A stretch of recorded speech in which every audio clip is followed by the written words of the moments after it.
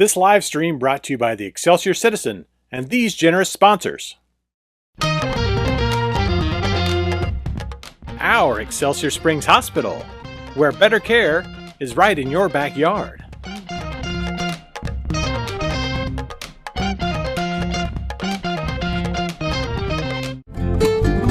The Simmons Sales Team, your hometown realtors.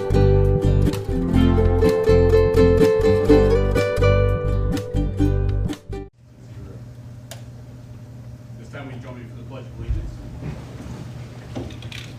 I pledge allegiance to the flag of the United States of America and to the republic for which it stands, one nation, under God, indivisible, with liberty and justice for all. All right, I'm going to read through how the process is going to work tonight. This meeting is between only, and it's not a public forum. I want to thank everybody for your interest and your attendance this evening in this matter. Sorry, had a cheeseburger on the way here. We're going to hold the drawing to determine how the interviewees will be interviewed. So this time, Sergeant Nash, would you come up and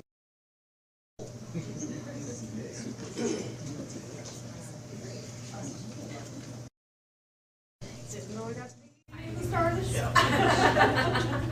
surprise? So you're gonna draw till we get to the end. Okay. Oh, okay. You're good. Okay. The first one is going to be Russell Wenz.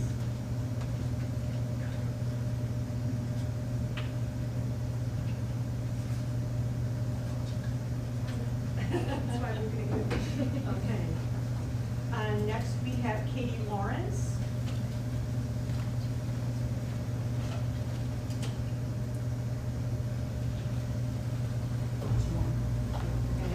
Thank you. Gratitude.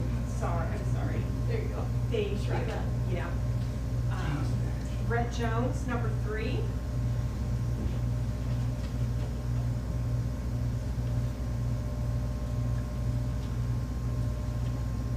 Kristi Shewell, number 4. And Mr. Richey will be number 5. Thank you. So the way the process will work tonight, each candidate, we're going to ask you to introduce yourself. Then we're going to start the interviews, and there's 12 questions. You'll be given 2 minutes per question to respond. And then at the end, you'll get a 2-minute closing, say whatever you want to say. Those not being interviewed are going to follow Mr. Kinsey down to the maintenance break room. You don't have to leave just yet. And then Dr. Boymore will come down and get you when it's your turn. Okay? You don't have to stay and wait till the end of the evening if you don't want. You have things you need to do. We'll notify you tonight when the discussion and everything is over. Once the last interview is done, we will deliberate in open session and vote accordingly. So if you're here, you'll know. If you're not, one of us will give you a call right afterwards. Okay? It is being live streamed tonight. I'm asking, out of fairness, that you don't go to the maintenance room and watch it on Facebook and know what the questions are going to be for the next group. So it's an honor system. So with that, Mr. Wenz, if you'll take the head chair, the other 4 candidates will follow Mr. Kinsey. Thanks. There's drinks down there, snacks down there.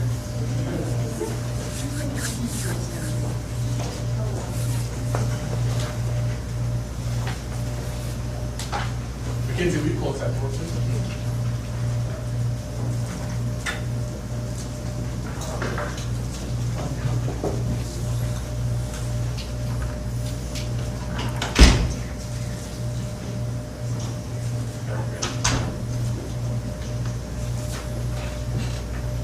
All right, the way we're going to do it is we're just going to start at that end of the table. Down this way, and everybody's going to ask a couple questions. Okay. Derek, you want to start? How do you plan to stay connected to the student and parent perspectives, and why now, and why not in this past election? Oh, sorry, hang on. You can introduce yourself. I was ready. I'm Russell Wenz. I'm a 14-plus year resident of Excelsior Springs. I have 4 daughters who have all been through the school. My oldest just graduated last year, and the youngest is in 4th grade. You'll see that I spend my time volunteering for kids. Every volunteer effort that I have is for kids. I'm the president of a foundation for kids. I sit on 2 other boards for charities that are for children. I volunteer my time to coach. That's all that I do. So when I heard Kaylin speak at the candidate forum about everything is for kids, we're on the same page there. So that's who I am. I work from home, and I am pretty involved in the community. I can't sit still. So this is another effort for me to reach out and do something. And on a personal note, I'll say that my children have had a fantastic time in the Excelsior Springs School District, and they've been good students, and I guess I've just been lucky in that way, but it certainly didn't come from me or my wife. No slight to my wife, but it's the staff and the teachers, and so this is kind of maybe my way to give back to them and say thanks is by serving on a board that may end up helping them. So, fire away. Thank you. Okay, you're all right, go ahead. How do you plan on staying connected to the students' and parent perspectives, and why now and why not in the previous election we just had? So in the previous election I didn't run, but I did run last year. So this year it was just kind of wasn't maybe the right time. My wife was kind of on edge of whether or not I should. The candidates that she did see this time around pushed her to say that I should try to fill this spot. So that's kind of one of the reasons that I'm here too. As far as it goes with keeping connected with kids, that's not a problem with me.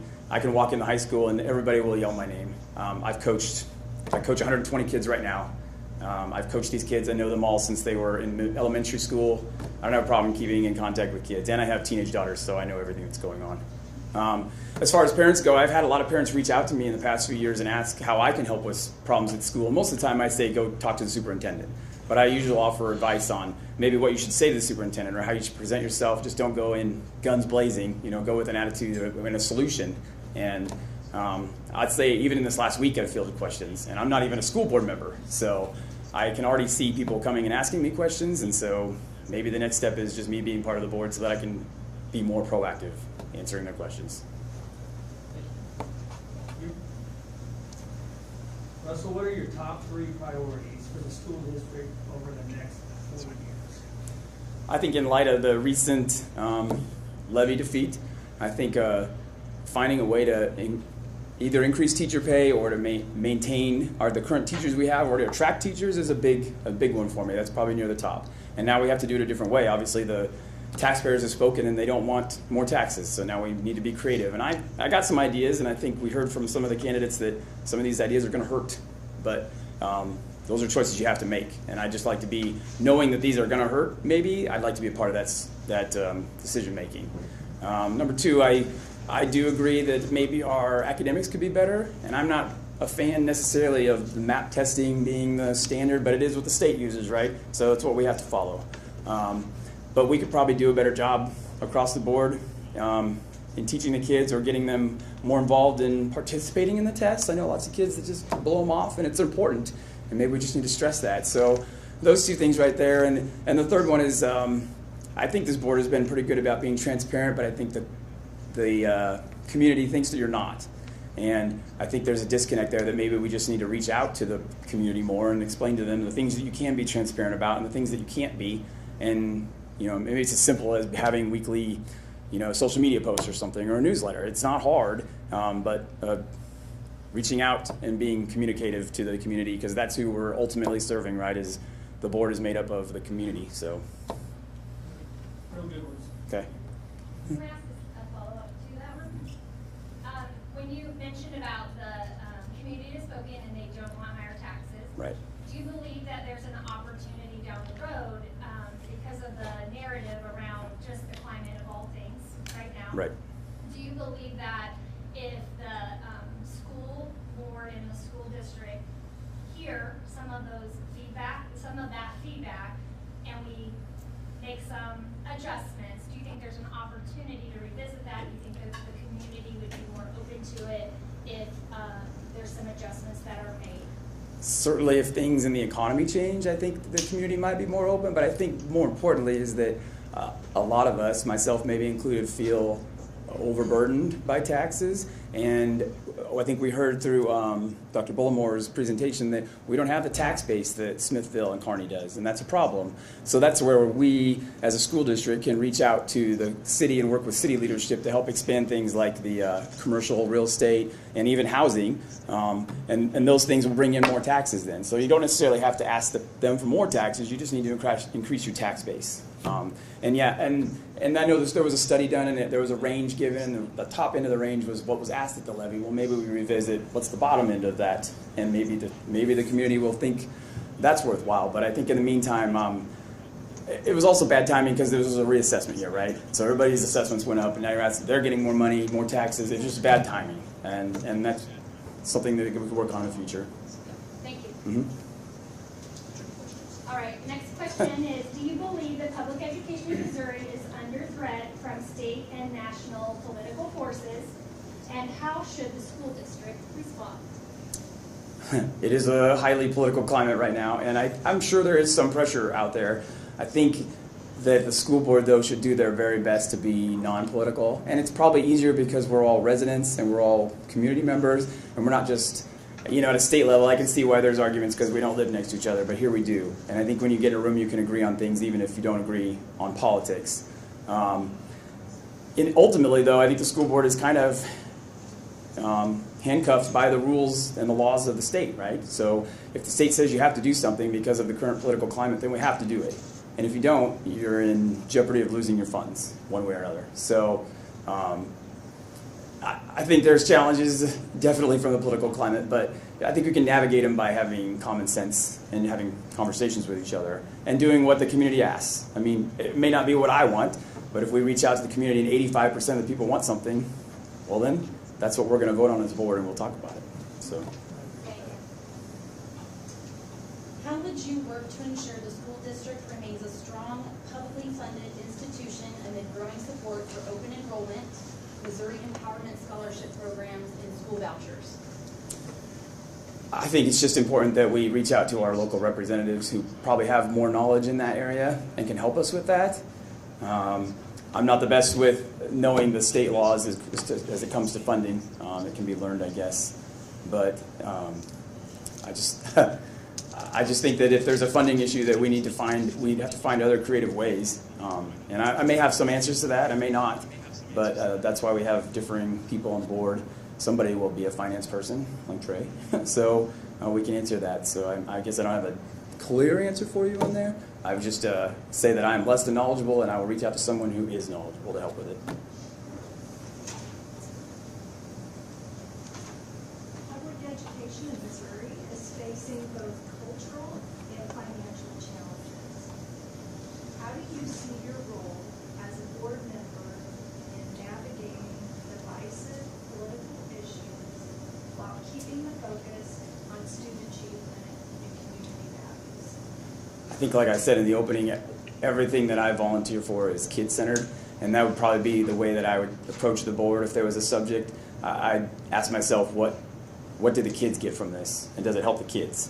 And that would probably be the way that I would structure my answer or reply to things. I'm definitely not the most level-headed person in politics. People have seen sometimes I overreact, so I'm working on it. I'm growing in it, so I have no shame in that. But I've done a lot better in the last few years, and even in my personal life, I just guess I'm getting older and calmer. But it's easier to sit down and talk. I've had wine dinners downtown with people that are 180 degrees different me in politics, and we can sit for 2 hours and have a wine dinner and have a wonderful conversation. At the end of the night, we still didn't change anybody's mind in politics, but we had a meaningful discussion, and we had it over school one time too. So it's not a problem for me to reach across the aisle if there's a politics. But again, I really don't want politics to be a part of the school board. It's for the community. How would you strengthen partnerships between Excelsior Springs School District and local organizations to benefit students and the broader community? I think the community, when they're asking that question, is asking how we're getting the kids involved, and maybe we're just not doing enough there. I know we have NCAPS and we have the Career Center, but maybe we could just introduce more ways to get kids out into the community. A day of shadowing someone, or some sort of hourly internship or something, or get our organizations like our National Honor Society to go volunteer for something in the community.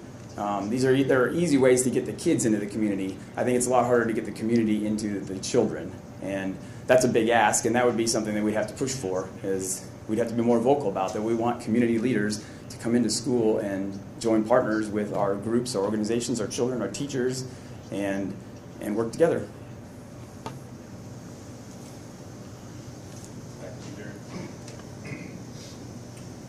How would you promote a positive and collaborative culture with the school district, and what steps would you take to ensure our district leadership are actively engaged and present in school buildings to strengthen relationships with teachers, students, and support staff? I heard an idea during the candidate forum of having, it was like open discussions or roundtables. That's not a bad idea. I see, when I walk into the schools, I see the administrators in the buildings sometimes, so I think they're already there. Again, this is, I think, a place where there's a disconnect with the community and the school district, and it's only because maybe they just don't see it. Take a picture while you're there of an administrator shaking a kid's hand or talking to a teacher, and post it on social media and that kind of thing to show that we're out there. But we can always, we can do the little things too. I spend lots of time reading. I know Trey does too, and Kaylin. We can go into schools and read. It's as simple as that. If they just know who your face is. I do it through sports, so kids know who I am in sports. It's really not hard to be a part of their life, and they're willing to. So I think it just needs to be more encouragement from us, and I certainly would encourage teachers to spend time talking to administrators, because the administrators are there for the teachers, and the teachers should be very vocal about what it is they want or how they need help. What steps can the school board take to improve communication with the public? I think I've hit on it a lot here. I think something as simple as a newsletter that everybody gets. I know that might be a costly a mailing thing, an email, spam, a more interactive website, a social media thing. I think that's what the people are saying when they want transparency. They don't necessarily want to know the personal details of what happened on a hiring and firing process. They just want to know the daily goings on and what's happening. And I know that's more work for everyone sitting up here, but it's pretty simple to make a social media post, and that garners so much more than you could probably do in anything else. So I think the reach has to come from the school. You got to meet them at least halfway, at least. So. What ideas do you have for improving teacher pay and staff retention in a fiscally responsible way, as well as addressing the teacher shortage and maintain or improve educational quality in our schools? Well, since the levy was shot down, this is where the painful part probably comes in. There's lots of ideas out there, and I'd be willing to entertain all of them. I know that schools like Lathrop have been on a 4-day school system for years now. That might be an option. I see both sides of that. Parents will cry about, what are we going to do with my kid on the 5th day? So now we have to have a solution for that too. I've heard things like Elkhorn closing. That's my favorite school, but that's a harsh reality. And now classroom sizes will go up and teachers will lose their job, but boy, we cut money, didn't we? So there's actions like that can be done. They're painful, but I think we've gotten a directive from the public that they're just not willing to do the tax part. So we have to think outside the box, and I think we should visit other school districts who are doing some things differently. I like the idea of having the community center membership for teachers. That's great. But there's got to be other benefits that we can offer teachers maybe that'll help. We certainly need to keep them here. I saw one of our teachers got a Best Outstanding New Teacher Award just this afternoon or something. Like, those are the teachers we need to keep. So before she leaves for another school for more pay, we have to find ways that are more beneficial, and the teachers want to come here and stay here. But they can be done. Some of them might not be what everyone wants to hear.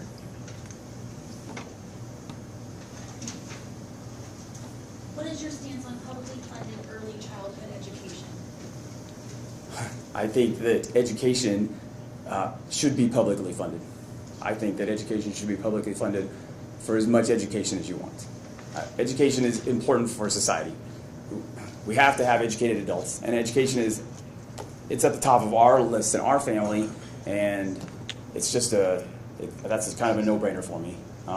Obviously not at the burden of a taxpayer that would, hinder the lifestyle of the community. But when children are especially in their early years, that's their most, their cognitive processes are growing the fastest when they're young, especially under like 12 years old. That's when we have to reach these kids and get them the education they need. I don't see a problem in asking the public to fund that. We fund lots of other things that are less important. What are your ideas for budget reductions to prioritize district staff compensation and/or district needs? I hate the idea of cutting salaries, so I wouldn't start there. Certainly if we are losing teachers, I guess we just don't fill those positions, and that's a little bit of help, right? But then your classroom size grows again. The same with staff, administrative or other personnel. We have almost 400 employees. If they leave, then I guess we don't fill their spots. This is the harsh reality I guess we're working with for the time being. That's probably the biggest solution. I just don't think cutting across the board or cutting any one. I've heard people say we should cut administrators. Well, I don't think cutting one administrator will make that much of a difference to the other 374 employees. So I think there's other options. Mm-hmm. What differing viewpoints would you bring to the board that would benefit the current board, administration, and most importantly, students? Well, I probably agree with you guys most of the time, but there are some things that I heard even in this last election cycle, such as like cell phones. I'm always amazed when I text my child in the middle of the day and she replies. I'm like, what are you doing? Shouldn't you be in school? It's 10:30. I'd be interested in entertaining an idea of how we get those out of. I know they're not supposed to have them, but they're teenagers and they figure out a way. So that's not a bad thing to tackle. I have different ideas, I'm sure, than half the people on the board, but in the end, I think you'll see that everything I do is for kids, and the same with you guys. So we will come to an agreement, or we'll come to a meet in the middle. I'm usually a pretty positive person. I usually think outside the box, and then most of the time when I think outside the box, it's not necessarily because I'm going to push that idea on you. It's just because you need another idea. I'm very good at devil's advocate. So if you want to take a side of one, and I'll take the other side, and then we'll see both sides, and we'll figure out a way to work around it. So. Does anybody have follow-up questions? All right. Dr. Vaughn, what were you? Closing statement? Oh, closing statement. I'll get it right on the next one. It's okay. I wanted to go first. I just want the opportunity to help. I think I made it clear in the beginning my reasons why. One, the personal one, that I've enjoyed the district with my children, and I just want to help give back. And two, I'd just like to see us continue in these. I think these are going to be difficult times the next few years. I think it's not going to be easy. So I'd like to help navigate that and help burden the responsibility and help guide the school district. And I will say in closing that I'm the team mom for the soccer team, and they started 22 minutes ago, so I'm not staying. But I appreciate you giving me a go tonight, but I've got to go to a soccer game, so thank you. All right? Appreciate it. Yep. Thank you.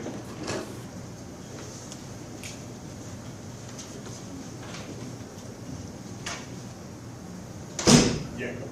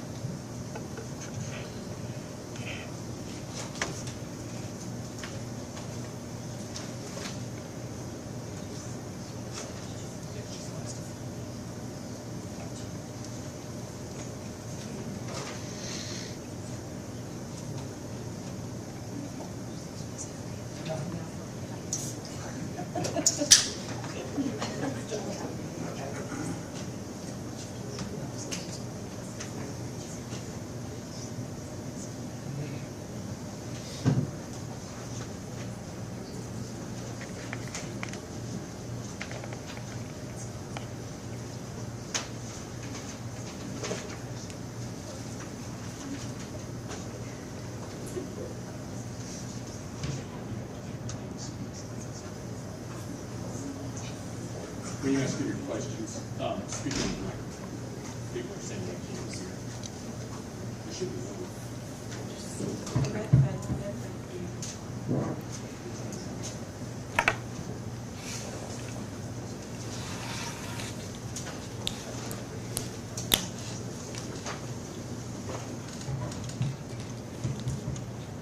All right, welcome. Hi.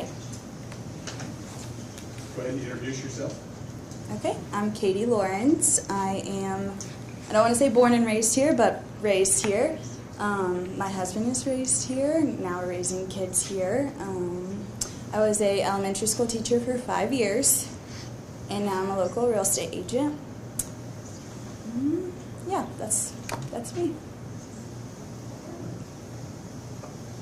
Darren, will you start us off? How do you plan to stay connected to the student and parent perspectives, and why now and why not the past election? Yeah.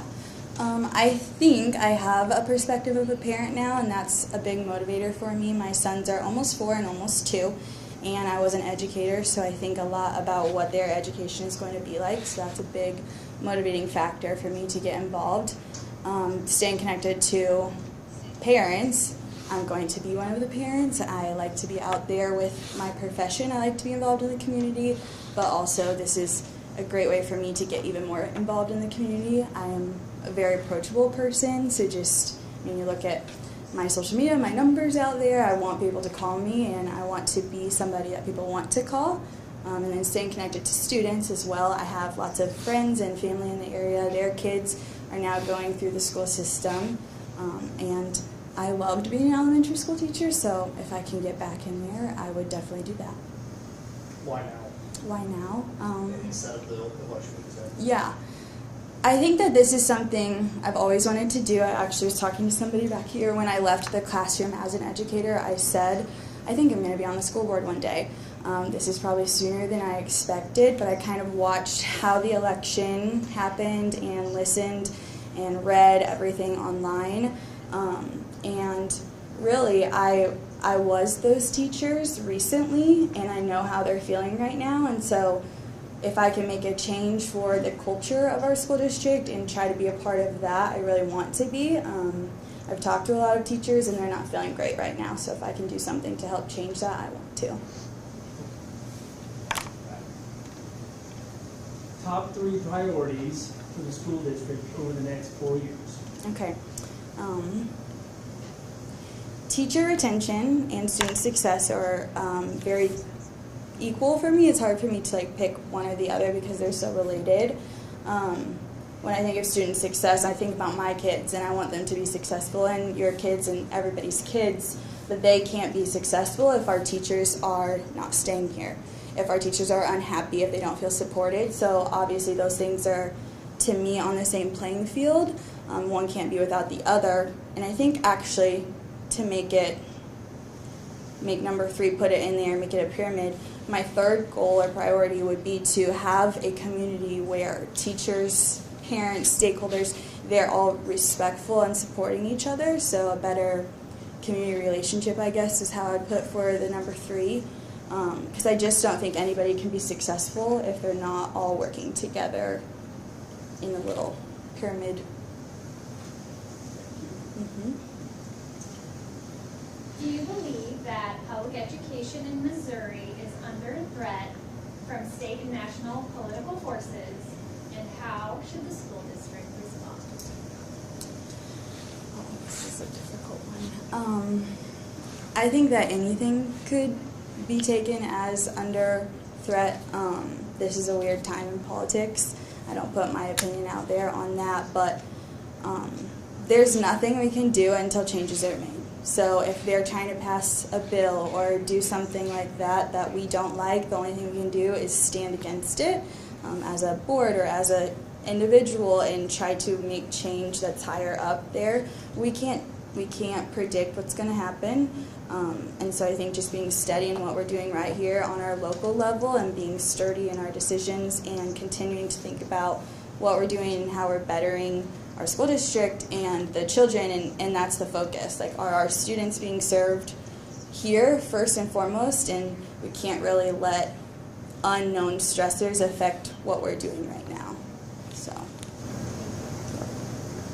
How would you work to ensure the school district remains a strong, publicly funded institution amid growing support for open enrollment, Missouri empowerment scholarship programs, and school vouchers? Can you repeat just the beginning? Just the beginning part of that. How would you work to ensure the school district remains a strong, publicly funded institution? Yeah, I think it kind of goes back to what was previously said.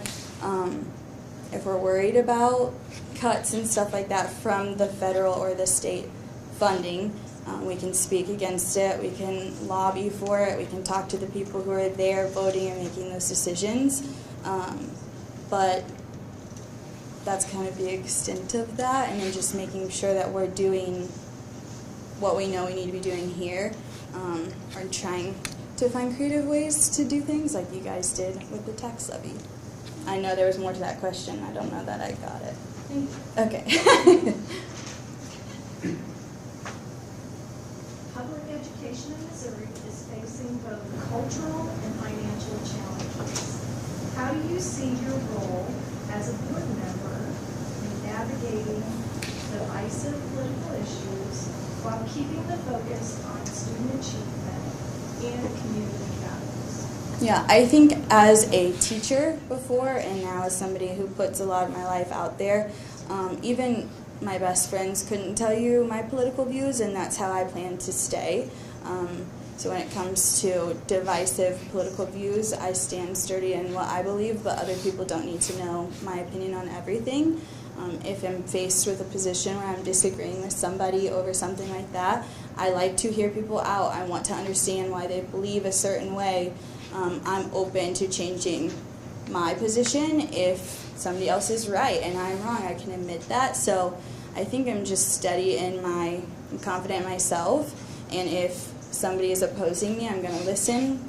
I like to talk things out, like probably till I'm blue in the face. If you ask my husband, that's one of the things he doesn't love the most, but I just like to fully understand all sides of something and then move forward from there.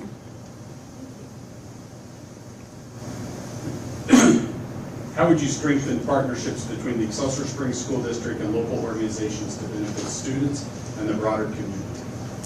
I think that just being approachable and open, I served a little bit of time with the Downtown Excelsior Springs partnerships, and I have visited a few chamber meetings here and there, and just talking to people and looking for new ways to invite them in. So we have, as a school district, a much bigger organization, and as a business owner, you're not certain, speaking from experience, what you can offer. So if there are opportunities that we're putting out there that invite people in, I think that's a great thing that we could be doing. And then just looking for ways that we can support businesses by going and shopping or attending fundraising events, or just making it both ways, I guess.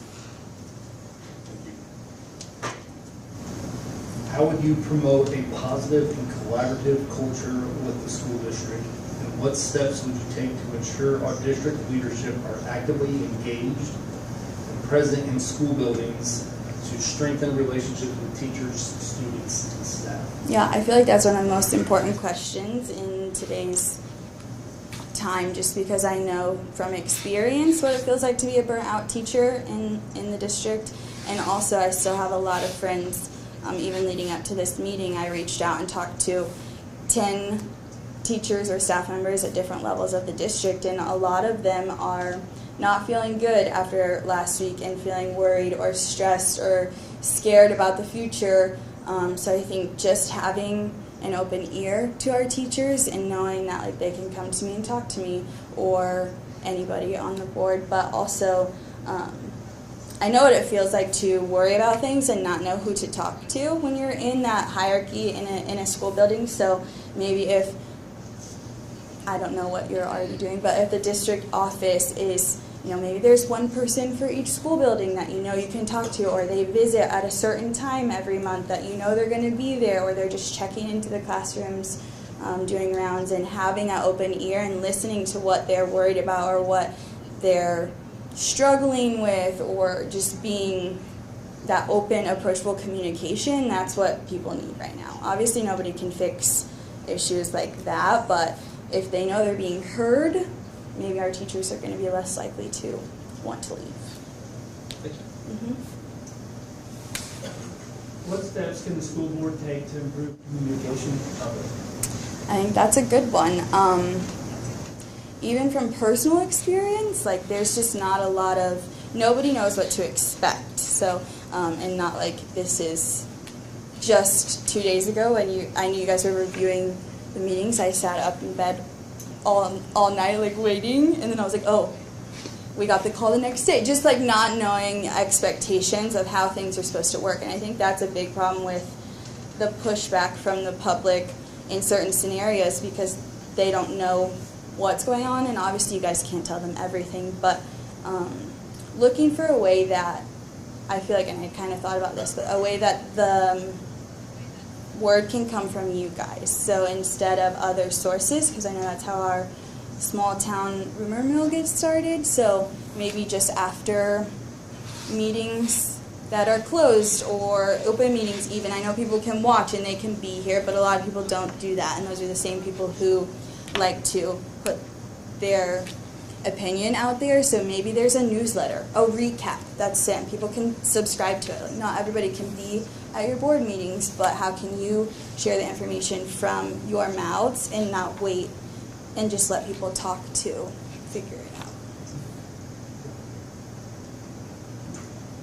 What ideas do you have for improving teacher pay and staff retention in a responsible way, as well as addressing teacher shortage and maintain or improve educational quality in our schools? Yeah, obviously to me that's a big one. I worry about, I was in their shoes and I made a decision I didn't expect for myself. I'm happy with that decision, and here I am, and everything has worked out, but I worry about my kids coming up in the school district, and I hope that the long-term, teachers, I pray that the teachers that I know are wonderful and have spent their career here stay, so that my kids get to experience that.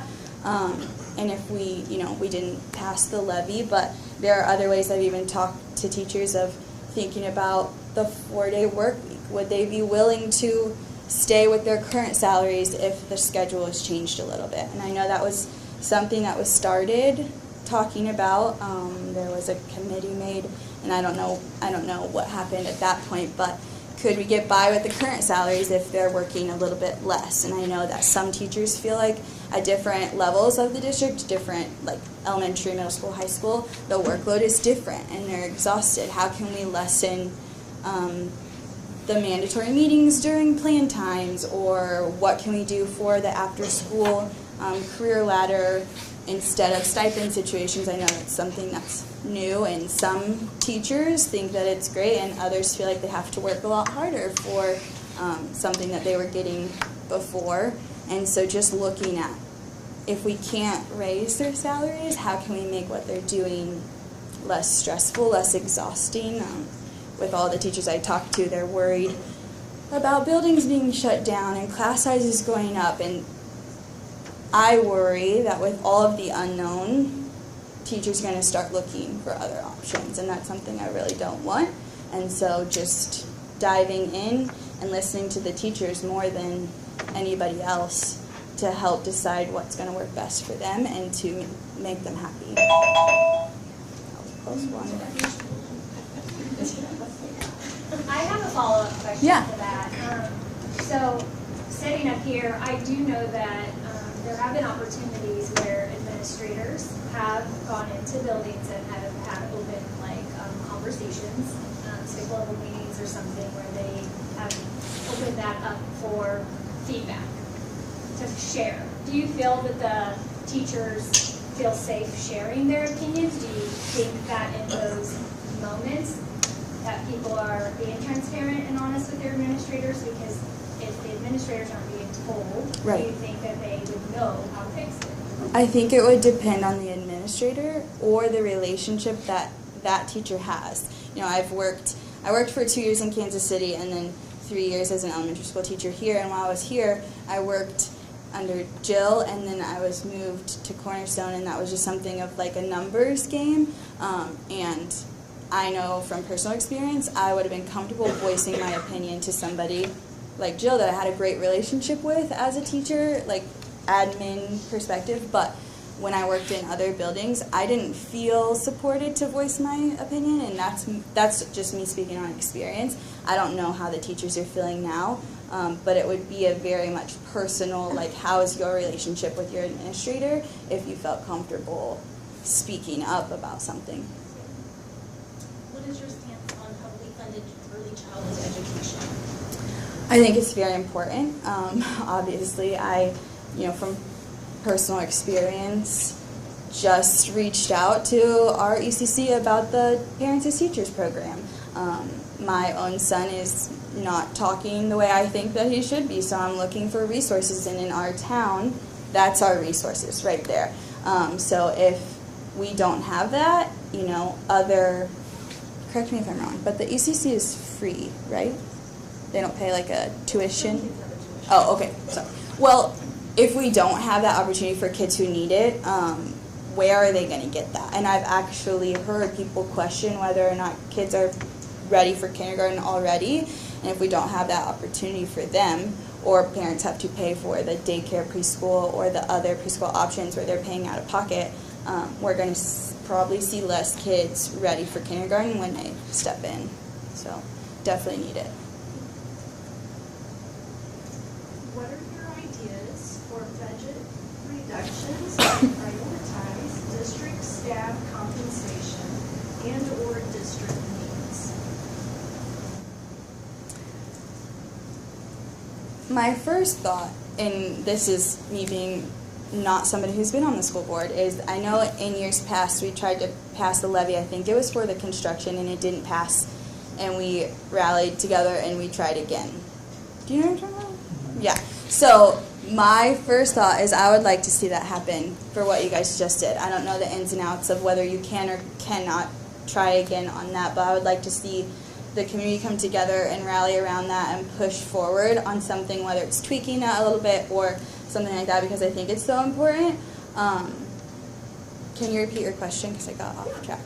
It was, what are your ideas for budget reductions to prioritize district staff compensation and/or district needs? Yeah, I think just starting with trying again for that tax levy, but also I printed off the budget. I have it in my purse. I'm not going to speak on what is important enough to cut and what isn't, because I didn't make it. And, I looked at a line item that was like an 800% increase from last year. Did that make my eyes pop out? Yeah, but I don't know what that's for. So I'm not going to speak for or against anything on the budget. I think we have an audit for a reason, and that's what you guys or we would look at and analyze and use that as a resource to see where we can and cannot cut. But also just learning, that's something I'm passionate about. If you look at my resume, I like to learn. Got a lot of school in there, but I think learning the best I can to be somebody who can have those conversations about the budget. I know there's a conference with the MSBA that you can go to, a convention in the fall, or even in June there's a special session for finance for new leaders. I would go, I would be there, I would want to learn to make sure I can be the best when I'm looking at that budget with you guys. So. Thank you. What differing viewpoints would you bring to the board that would benefit the current board, administration, and most importantly, students? I think that I'm coming to you with multiple perspectives, and that's what makes me unique to this. I'm looking at it for the first time as a lens of a parent. Even when I was teaching, I didn't have kids yet. Well, at the end, I had my first, but I didn't realize why they did things the way they did and why they were passionate as parents, and how that they maneuvered through the school district in different situations. I'm also looking at it as a teacher. Out of everybody here or the candidates, I am the most relatable to what the teachers are going through, because I recently was them. I was a teacher who chose to leave, and I want to help prevent other teachers from experiencing that because I want the best for my kids. So I have that multi-view right now. Keeping good teachers is one of my highest priorities in this. And then I have a master's degree in curriculum, 5 years teaching 4th grade, where I was on the curriculum council, the building leadership team. I piloted a math program with Excelsior Springs, so I've really dug into curriculum. And then I got my specialist degree in administration and got licensed through the state of Missouri to be an administrator. And before I had a midlife crisis and changed my mind on all of that, I was able to see what they're doing and what the principals are doing. I had to observe. I had to write a strategic plan that I think is ready to be rewritten. And so I feel like I have a lot of background knowledge of what the teachers are doing, but also what the administrators are doing, and I would love to be a part and help in any way that I can for that. Thank you. Mm-hmm. Thank you very much. You can do 2 minutes for your closing summation. I didn't prepare like a formal statement, but I just hope you guys can see that I'm passionate about education, and even though I chose to leave teaching as a career, that passion has not left. For me, I knew I was going to circle back somehow and help the school district. I didn't know when or how, but I want what's best for my own kids, and I want what's best for everybody else's kids, and in order to do that, I think we have to look deep at our teachers, and I was one of them, and I relate to them, and I feel like I would be somebody they would be comfortable coming to and talking to if they needed to. So I just am passionate about our school and our town, and I want to help make little changes.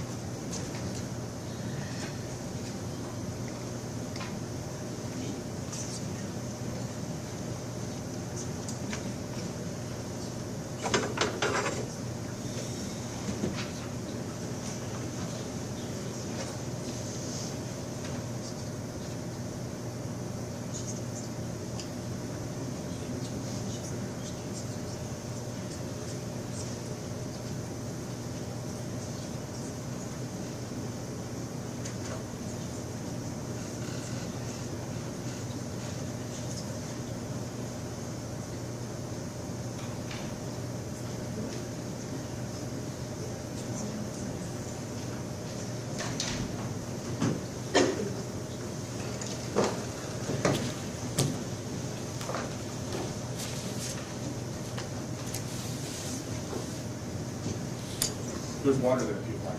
Thank you. You didn't put it on there. All right. We'll start. You can introduce yourself, and then we'll start on the questions. My name is Brett Jones. I'm a lifelong resident of this community. I was born and raised here. I graduated from high school in the class of 2002, and have since 2012 lived here and have 4 children in the district. I have a 3rd grader, a 6th grader, an 8th grader, and a 10th grader, and certainly appreciate the opportunity. I don't know if I gave too much of an introduction there, but okay. Yeah.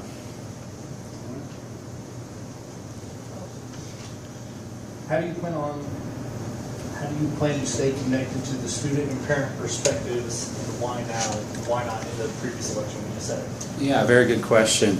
So first, how do I plan to stay involved with the student and the parent perspective? I'm going to live my life, to be honest. Like I mentioned in my introduction, I have 4 kids. I have a child at every level of this district. I have an elementary student. I have 2 middle schoolers. I have a high schooler.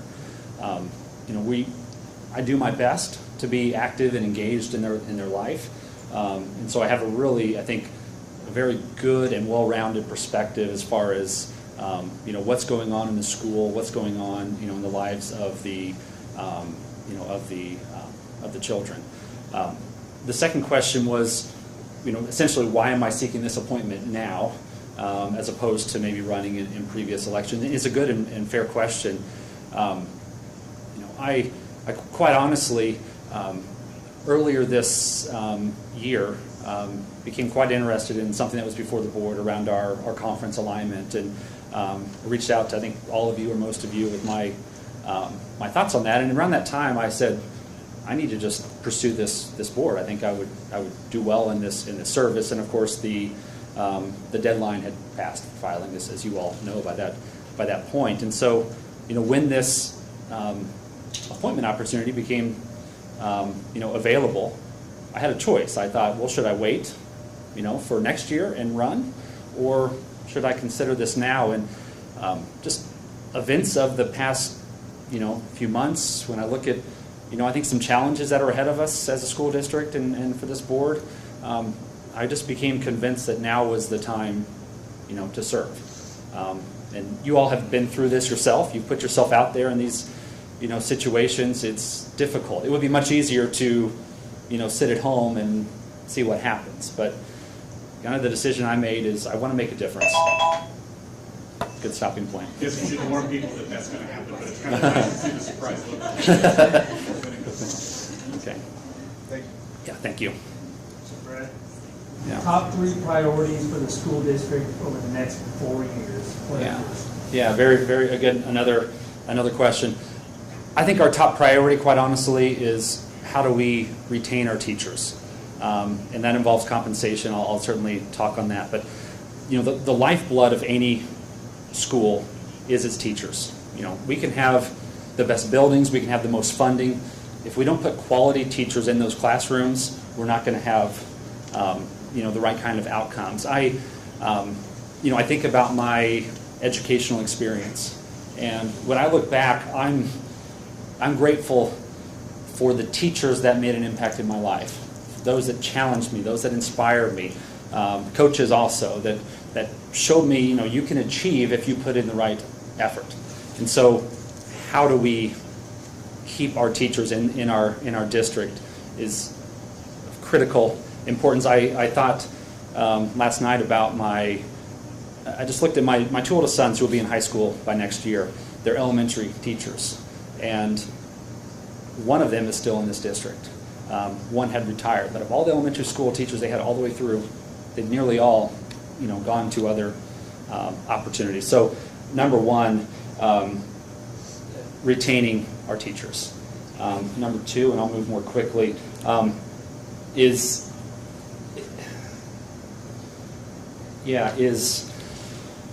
academic achievement. And I'm going to be quick on this, but there are downfalls I see to testing. We need metrics, but we can also over-test. And what I want to make sure we do is that we look at the right metrics. How many kids are, previously achieving at one level that are now achieving at a higher level? That represents a real student who, maybe they were barely getting by and now they're achieving well. Maybe they were like a proficient scorer and they have the aptitude, they put in the effort, and now they're doing better. And I'll weave that into my next one there, unless I can have a few seconds here. Yeah. Communication and trust. How do we communicate better with the community? I see a lot of effort to do that. And then also, how do we build and I think rebuild some trust with our community at large? So thank you for the question, those 3, and thanks for the extra time. We're going to take it over this one. Well, as long as it's fair. Do you believe that public education in Missouri is under threat from the state and national political forces, and how should the school district respond?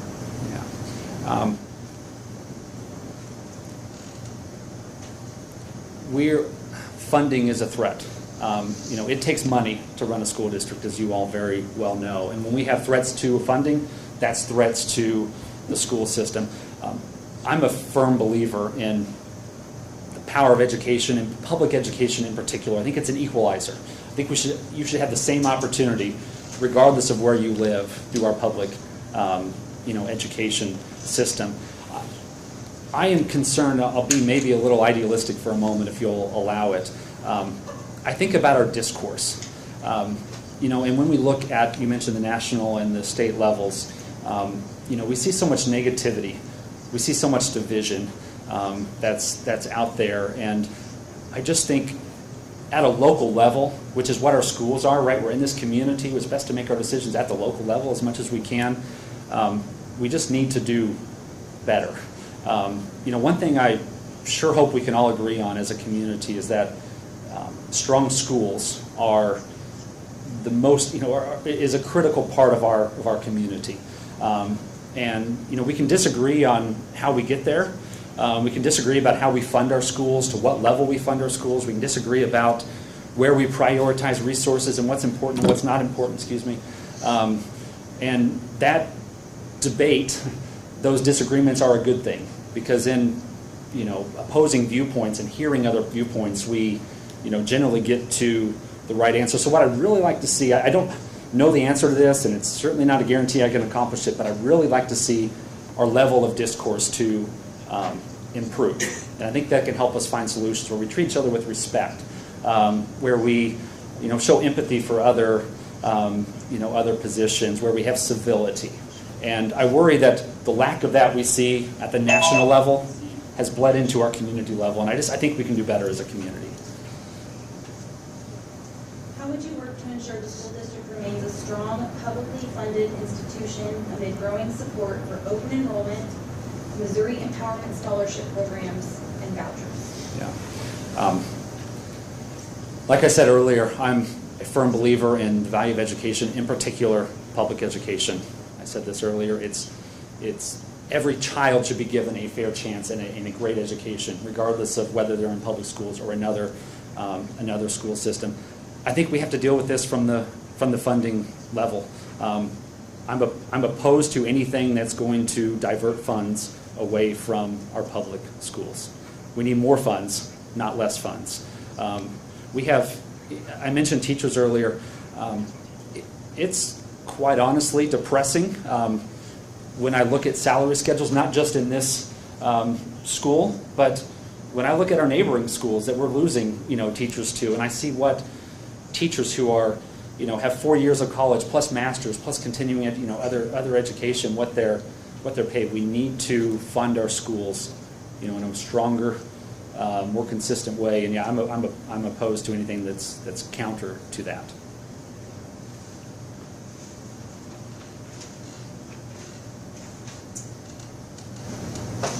Public education in Missouri is facing both cultural and financial challenges.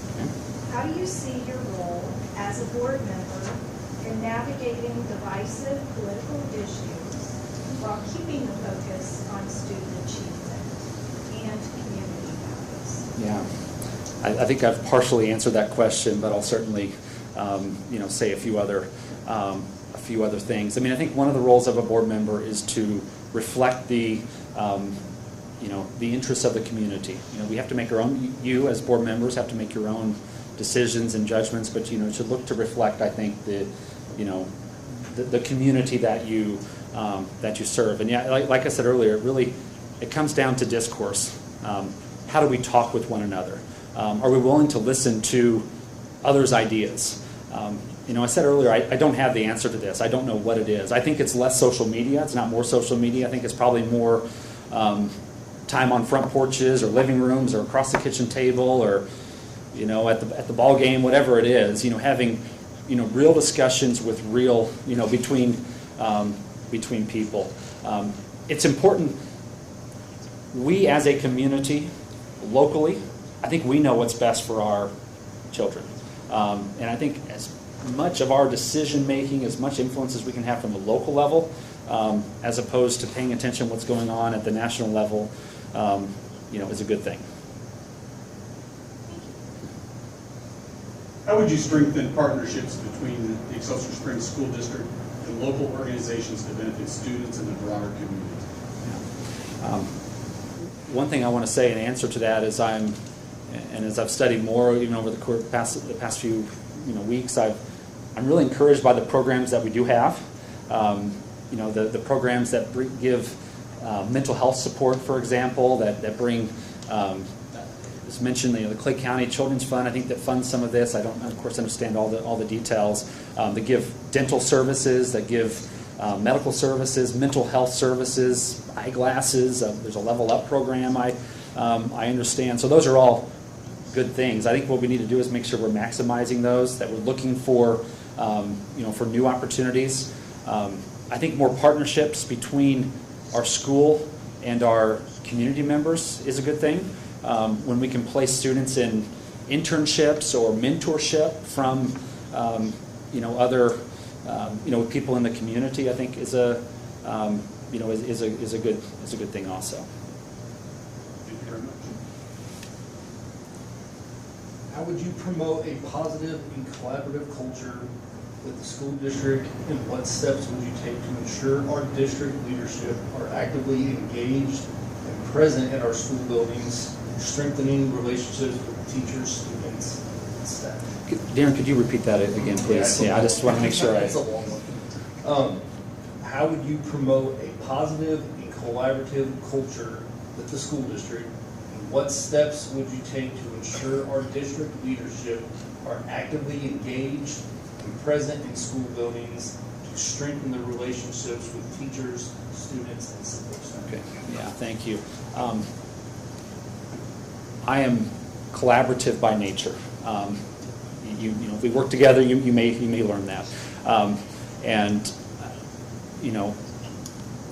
What a lot of this comes down to is relationships and relationships building and being accessible to the to the community, that you're able to be reached, that you're willing to listen, that you have the demeanor where someone feels like they can approach you and talk about this. Regarding district leadership, I'm going to answer this maybe two ways: the board and then the administrative staff. From a board perspective, just trying to keep up with my kids, I'm nearly everything. So I'm around baseball games, basketball games, soccer games, you name it, band concerts, etc.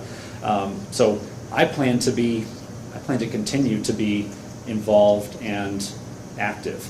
I think there's a limit to maybe what a board member should do. I don't know that I should be camped down at Lewis or Cornerstone every day and getting in the way and creating some confusion. But I think being in the buildings enough to have a greater sense of what's going on is a good idea. And one of the roles of the board, right, is to set vision and policy.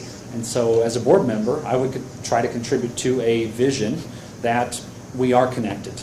That we don't sit down in the offices and are isolated, but rather we're present in the events of the school. Thank you. What steps can the school board take to improve the communication of? Yeah. When I look at communication, I think it's improved. I get phone calls almost every day, and then I get a follow-up email telling me what was in that phone call through our automated system. I think we can always do better. As it relates to communication, I think there's two things we need to do. One, we need to communicate the good things. Through my kids and through my involvement in the community, I see and hear about so much good that's happening. Almost every day I hear about something. My daughter comes home and she's excited about something she learned, or I see other growth in my other kids. For example, we need to make sure we're doing the best we can at sharing that with the community. They need to see the good that's going on. I mentioned some programs that I think are great. Do the community members all know what's available to them, and are they taking advantage of that to the full extent possible? That involves communication. When we talk about communication, I think we need to think about this from two ways.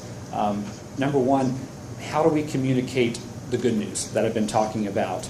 I think we also need to be very clear and very skillful and deliberate on how we communicate news that might not be so positive.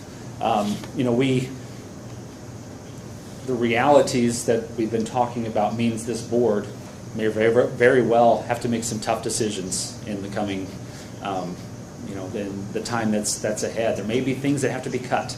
There may, again, be unpopular things that have to be done. And when that happens, we must communicate why we did it, what we did. What were the realities that made this a requirement? My time's about to run out if I made my point. So. Okay, what ideas do you have for improving teacher pay and staff retention in a fiscally responsible way, as well as addressing teacher shortage and maintain or improve educational quality in our schools? Yeah. I'm pursuing this office, this position, because of my interest in the kids, and secondarily to that, or because of that, we must support teachers. Without good teachers, we will not have a good education. The reality is, I think it comes down to a budget issue. It comes down to funds. And so I think what that means is we must look at the budget. We must, seek first to maximize every source of revenue that exists, right? If there's grants we can apply for, we've just got to make sure we're turning over every stone towards finding that. But I think it's going to mean we have to look at the programs that we're funding, the things that we're doing, and determine if and what should be cut. I look at it like it's a much more complicated version of a household budget.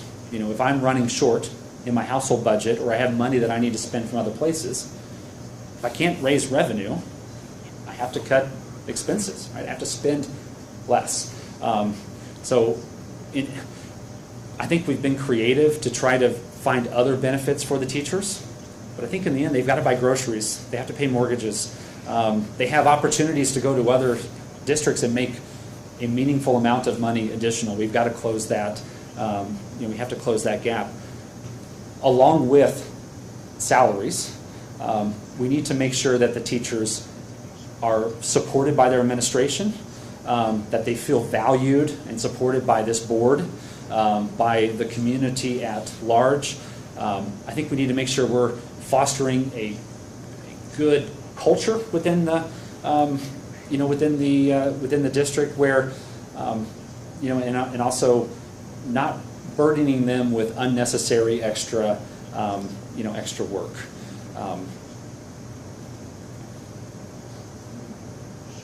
What is your stance on publicly funded early childhood education? I'm for it. I look at what we're doing in our early childhood center, and I think it's great. We have kids that are able to get services and attention at an earlier stage. We look at things that are critical to learning, like reading. The earlier you get starts on those types of skills, right? The better that the better outcomes that you have. Especially in kids that might need extra help, kids that might be developmentally delayed for whatever reason. The earlier that we can give them special services and interventions, the better we're able to get them caught up and where they're at for their age. So I'm very supportive of what we do at the Early Childhood Center. I think we should do as much pre-K education as we can. I will say I've had 2 of my children have gone through the pre-K program, and they've had a great experience with it. So.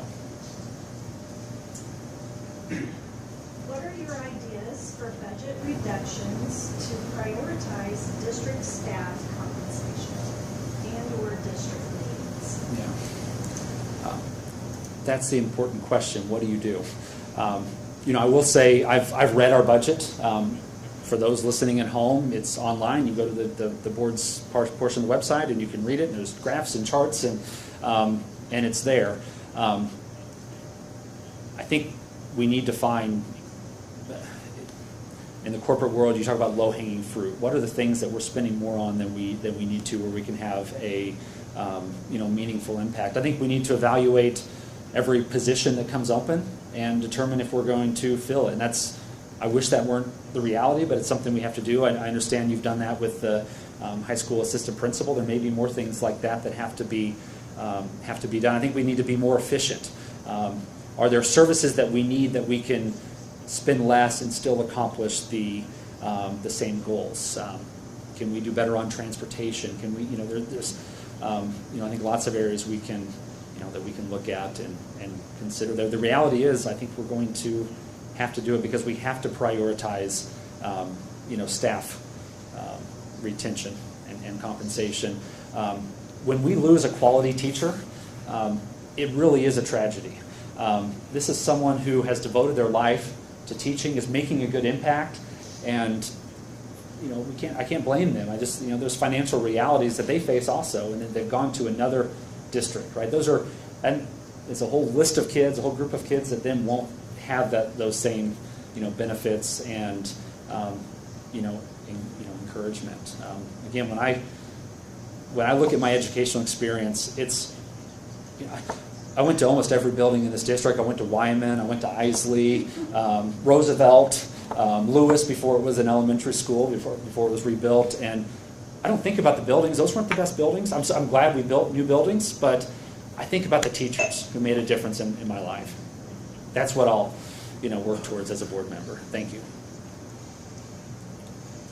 All right. What differing viewpoints would you bring to the board that would benefit the current board, administration, and most importantly, the students? Yeah. I have a perspective that is somewhat unique in that I'm married to an employee of the district. My wife, Cassandra Jones, is a process coordinator with the district. Seeing her do that job gives me a perspective as to what our teachers are going through and what they're dealing with, and that's definitely a unique perspective.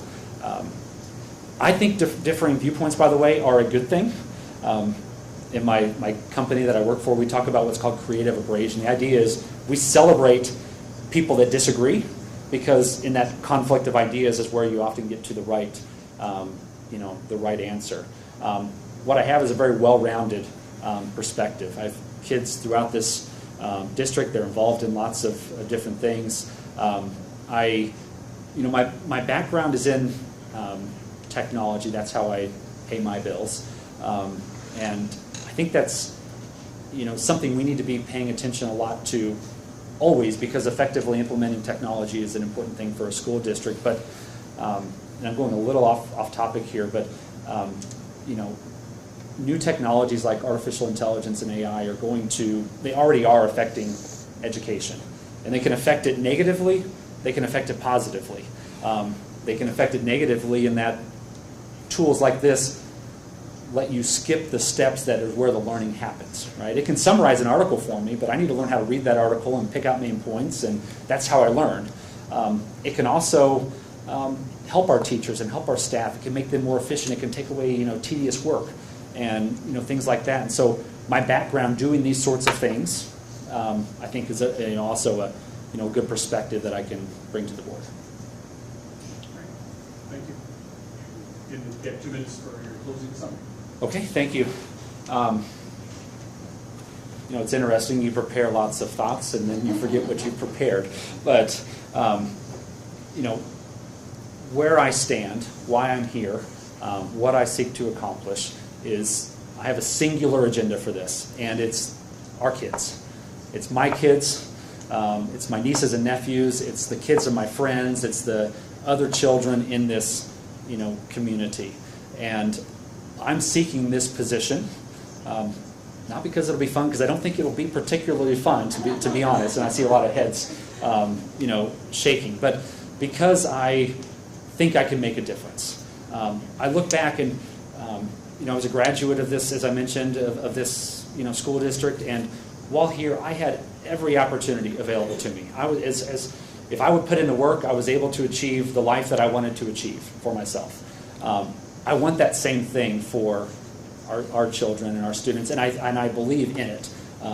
I've chosen to live here. I've chosen to raise 4 kids here, and it's because I believe in what we can accomplish in this school district that I've done that. To do this, we've got to take care of our teachers. If we're a revolving door, if we're a training ground for neighboring districts, that's not the business that we want to be in or should be in. I I see so much good happening here. I really do. I see that we have our challenges. I see that there's a lot of things that we need to do better. And I want to humbly do my part to help that continue. There's more we need to do. There's many things we need to do better. The things we're doing well, we need to do more of it. The things we're doing poorly, we need to improve, and I'll do my best to accomplish that. I appreciate your time. I'm over time, and I hope this is okay. I wanted to say that I'm really encouraged that 5 people applied for this. It's encouraging to me. It bodes well for our community, and I'm really appreciative of those other candidates. So thank you so much for your time. Thank you, sir. Appreciate it.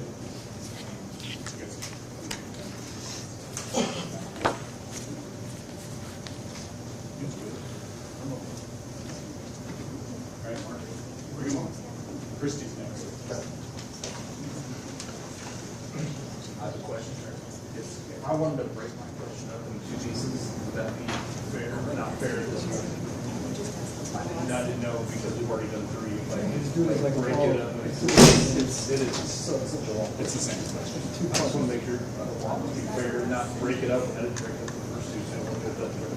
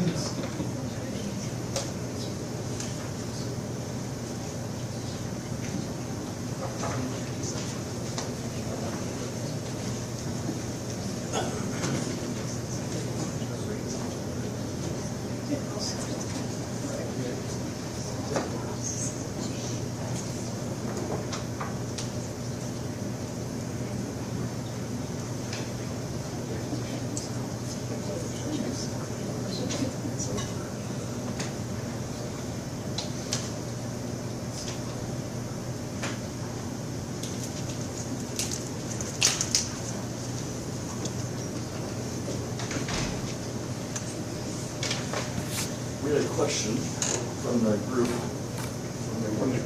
From the green. When everyone's done interviewing, you're going to bring them all back in here to discuss? You're going to leave them there? Yes. Okay. They can all. Okay. All of them. Yeah. Whoever's left. Whoever's still there. All right. We'll get this started. We'll give you a couple minutes to introduce yourself. And then we'll start on questions. Okay. It's all yours. All right. My name is Kristi Shewell. I have been on the school board before for a total of 3 terms. I've lived in the district about 27 and a half years. All 4 of my children graduated from here. Some people don't know this, I guess, about me. I thought everybody did, but they don't. We moved to Excelsior Springs because of the school district. When we lived in the North Kansas City School District, and our oldest was in middle school and our youngest was in preschool, and we had outgrown our house, and we had decided that we needed to get a bigger house. And so we had found one in the North Kansas City School District because 2 of our children were in the strings program, instrumental music strings, and only 2% of the schools nationwide have a strings program, and we kind of felt that was important. But we found a house up here, almost identical to the one we'd found down there, for $40,000 less. And at the time I wasn't working, and I decided I didn't want to go back to work full-time to make a house payment. So then we started researching the schools, because the schools were important. That was our livelihood, was our children. And so it was the schools ultimately that made us choose Excelsior Springs. And then once we got up here, we fell in love with the town, and I guess you could say the rest is history. We put our daughter, our son decided he didn't want to do strings, and our daughter, we did private lessons to keep it going. So now I have grandchildren in the district that go to Lewis in the middle school, and I have another one that he's 18 months old, and he's not quite there yet. But is that my 2 minutes? All right. Well, okay. How do you plan to stay connected to the student and parent perspectives, and why now and not the previous election you just said? Okay, say that. I'm sorry, I didn't understand the last part of it. Why now and not the previous election that we just said? For running, why I didn't run, Yes. why I didn't put my name in the hat to run, because honestly, I liked the candidates that were running, and I didn't want to, quote unquote, split the vote. And I knew that Troy's spot, of course, Troy had already, that whole thing had already happened. And so I will stay connected like I always have. Everybody thinks that we have, I used to come down to the meetings all the time, but now they live stream them. And so I sit at home and I watch them, but it doesn't mean that I'm not connected and I know what's going on. And I go to the school district page and I thumb through the board agendas and that kind of stuff, and I look. And so I just, so I'm here and to be appointed, hopefully, and then my plan is to then run next year to finish out the term and then run again. I miss it. What are your top 3 priorities for the school district over the next 4 years? Budget is always a big one. Obviously, the tax levy didn't pass, and there's going to be some really hard decisions that are going to have to be made because of that. I guess, people are saying they didn't want to spend their money. Things are tight now. I just got a letter this week that says that my expired gas bill is going to go up like, I don't know, $14 or $15 a month. So everything is going to continue to go up. So budgeting, some hard decisions are going to be made with having to retain our good teachers and our staff. Bullying is a big problem. Attendance is a problem. Career readiness is a problem.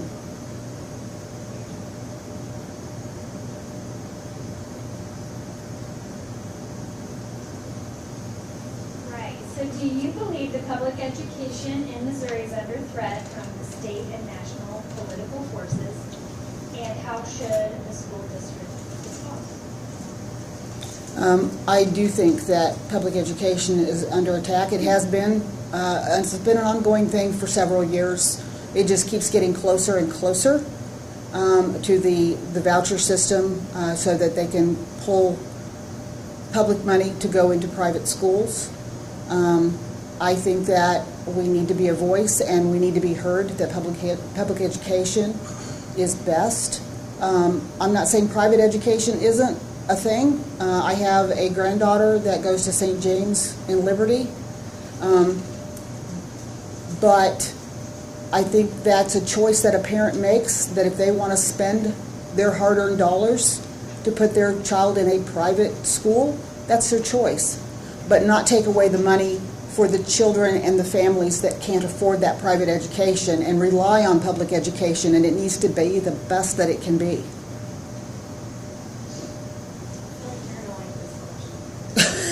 How would you work to ensure the school district remains a strong, publicly funded institution amid growing support for open enrollment, Missouri Empowerment Scholarship programs, and school vouchers?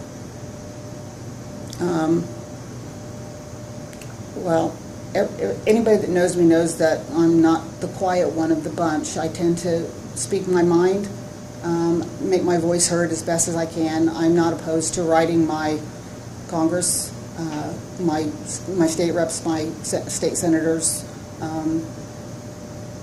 I just think that we just need to rally, and we need to just make it known that we're not going to take whatever is coming down the pike, sitting down and quiet, that they're going to have a fight on their hands, at least with us.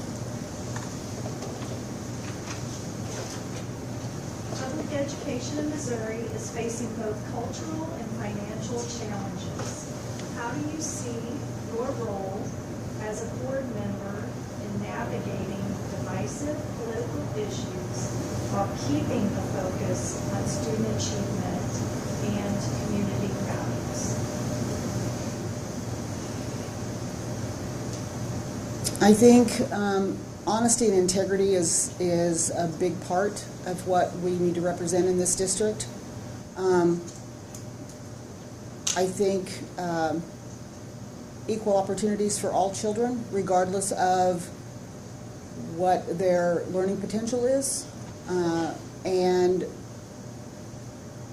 I missed the last part of that question. It was your role as a board member while keeping the focus on student achievement and community values. You know, I think there was a little while back, there was the thing about the NCAPs going away and whatnot. I think every opportunity needs to be presented to our students.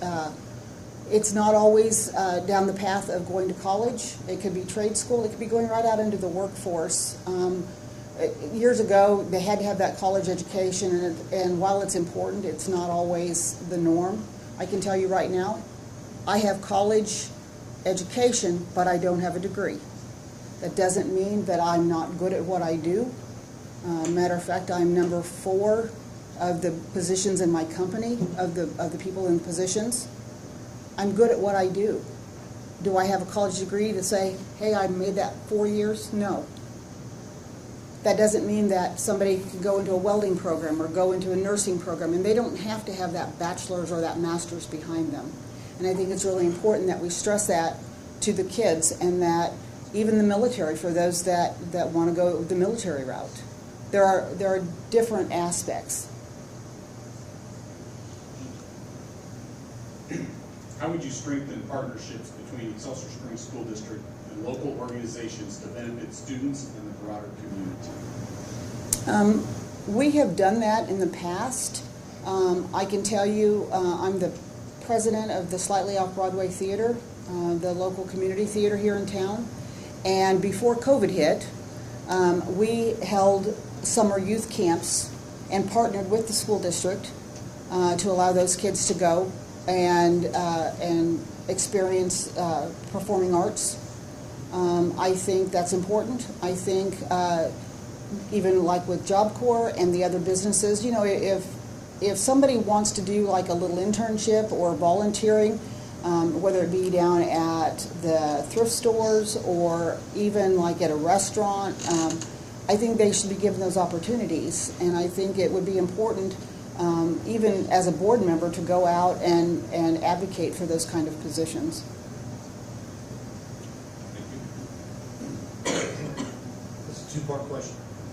We can split this part up. So, how would you promote a positive and collaborative culture within the school district? A positive and collaborative. I think if you have to remain positive, or if you spew positivity, a lot of times that will, one of my mantras is be kind. If you're kind, you never know what somebody's going through. And I think having a listening ear, being willing to listen, but also being willing to tell them positively, you still have a chain of command that you have to go through. If you are having a problem, I will be more than happy to listen to you as long as the day is, but there are still ways to go through it.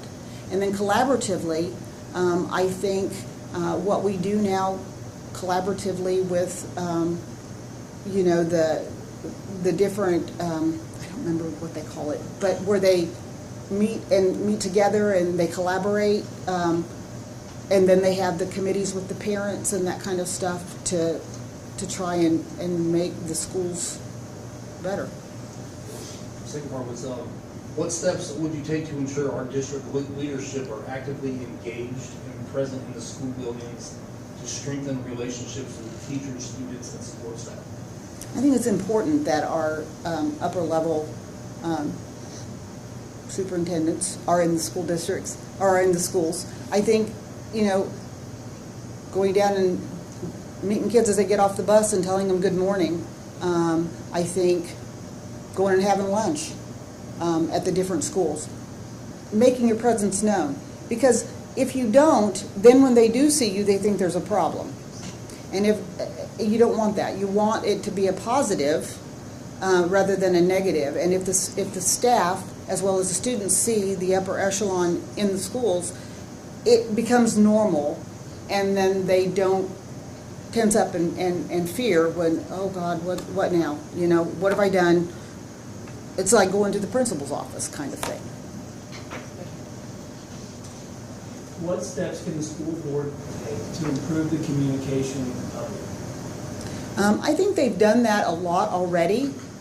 Social media is a big key to that. Excelsior Citizen is a big key to that. They, by streaming, like I said, I used to come down to the board meetings. Now I kind of sit and watch them at home. I think being open and honest. If somebody tries to contact you, don't avoid them, because that when you avoid something, it gives the idea that you're trying to hide something. Even if you don't have time at that point, say, I'm not avoiding you, but I'm getting ready to walk out the door for a meeting. If you give me your number, I'll call you back when I get a minute, and then follow through and make sure you make that call. That communication is really important for a positive look for the school board. Don't be afraid to engage with the public at all. What ideas do you have for improving teacher pay and staff retention in a fiscally responsible way, as well as addressing the teacher shortage, and maintain or improve the educational quality in our schools? Oh boy, that's a big one. Like I said before, with the tax levy not passing, there are going to be some difficult decisions. I can tell you, I read what's on social media, but I'm telling you, we are losing staff every year because we can't keep up with the surrounding districts. My daughter-in-law teaches in Liberty.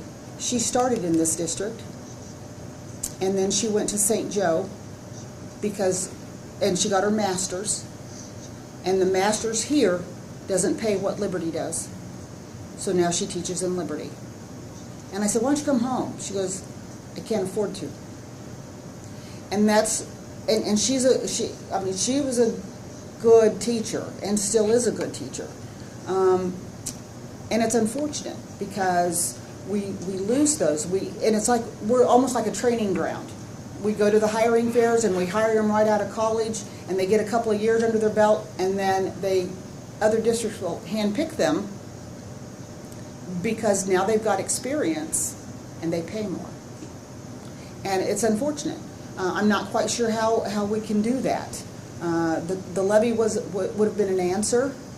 I don't think you can sit on the Board of Education and not support that. You have to, because you see firsthand the revolving door that we've become for some of our really good teachers. I think we may have to, I don't want to do it, but we may have to make the class sizes a little bigger, and not, through attrition, as teachers are retiring, not refilling those positions to be able to spread that out a little bit. And it's unfortunate, but that might be something that we have to do. What is your stance on publicly funded early childhood education? I'm 110% for it. My youngest son went through the Early Childhood Center here. When we moved up here, he was in preschool, and that was when they had the Title I preschool. And he was a speech-only student.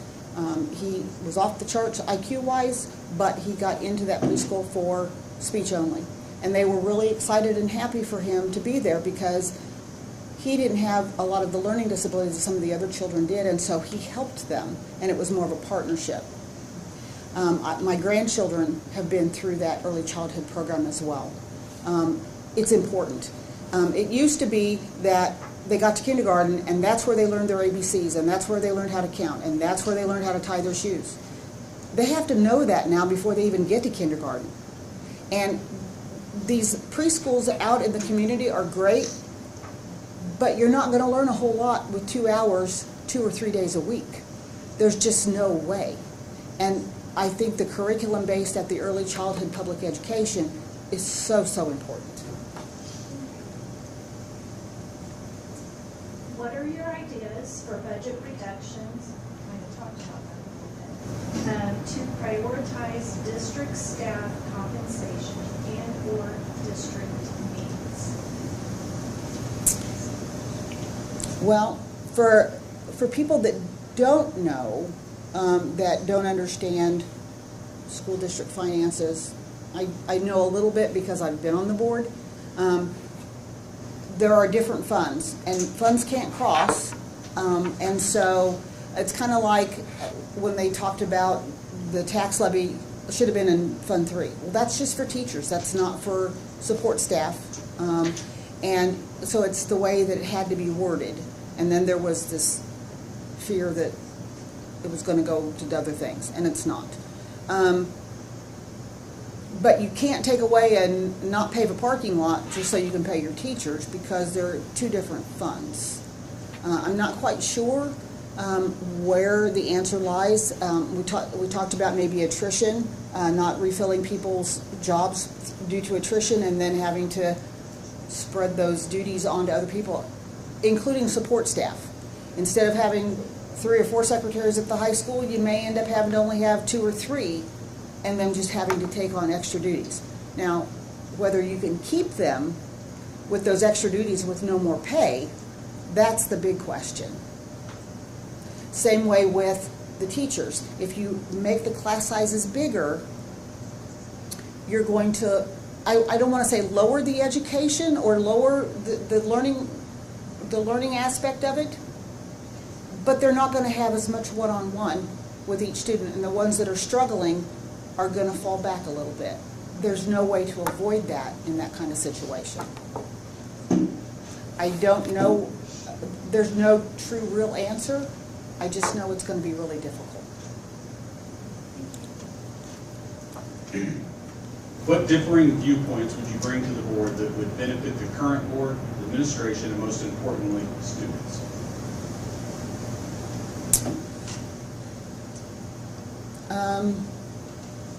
My background is in finance, money, HR. I've been an HR director for a city municipality as well as the Department of Corrections. I've been in banking for about 15 years.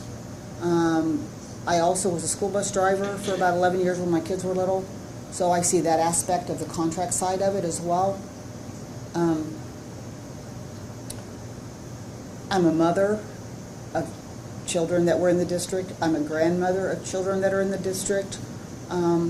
I think I bring a well-rounded, so to speak, aspect that everybody has their own special gifts, and I think working collaboratively with the other board members, I think we can come to some great ideas with the topics that we are going to be facing in the next few years. You have 2 minutes for your closing. Oh, it's closing already? Yep, all right. Okay. Quick. I would like to ask the board to strongly consider me to fill that spot of Mr. Snelling. There is no learning curve with me, so to speak. I know what I'm getting myself into. I know the time that it takes to be on the board. I know the ins and outs of what is allowed, what's not allowed. I've had the vote of the people before by winning the other elections. And I can hit the ground running. I know we have a lot of hard decisions to make, and I'm in it for the long haul.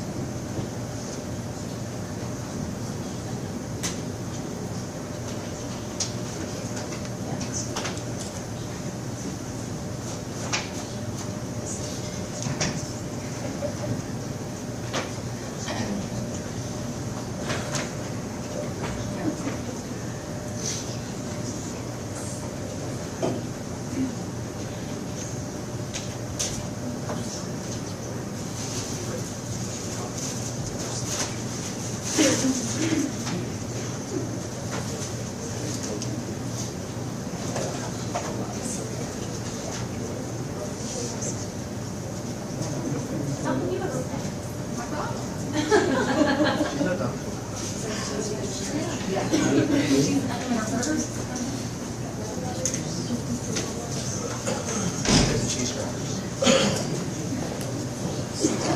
bringing up the whole group? Pretty much, we did, actually. All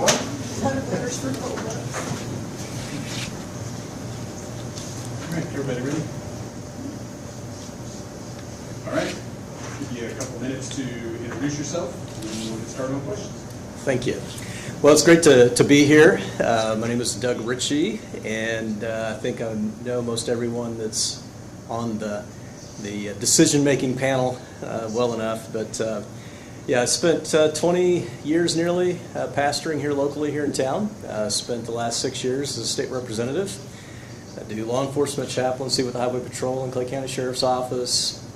Had a relationship in the past as well as a part of the Speakers Bureau for the FBI's Citizens Academy, member of the Chamber, was on the Community Center board, was on the steering committee as well, Public Safety Sales Tax Oversight Committee.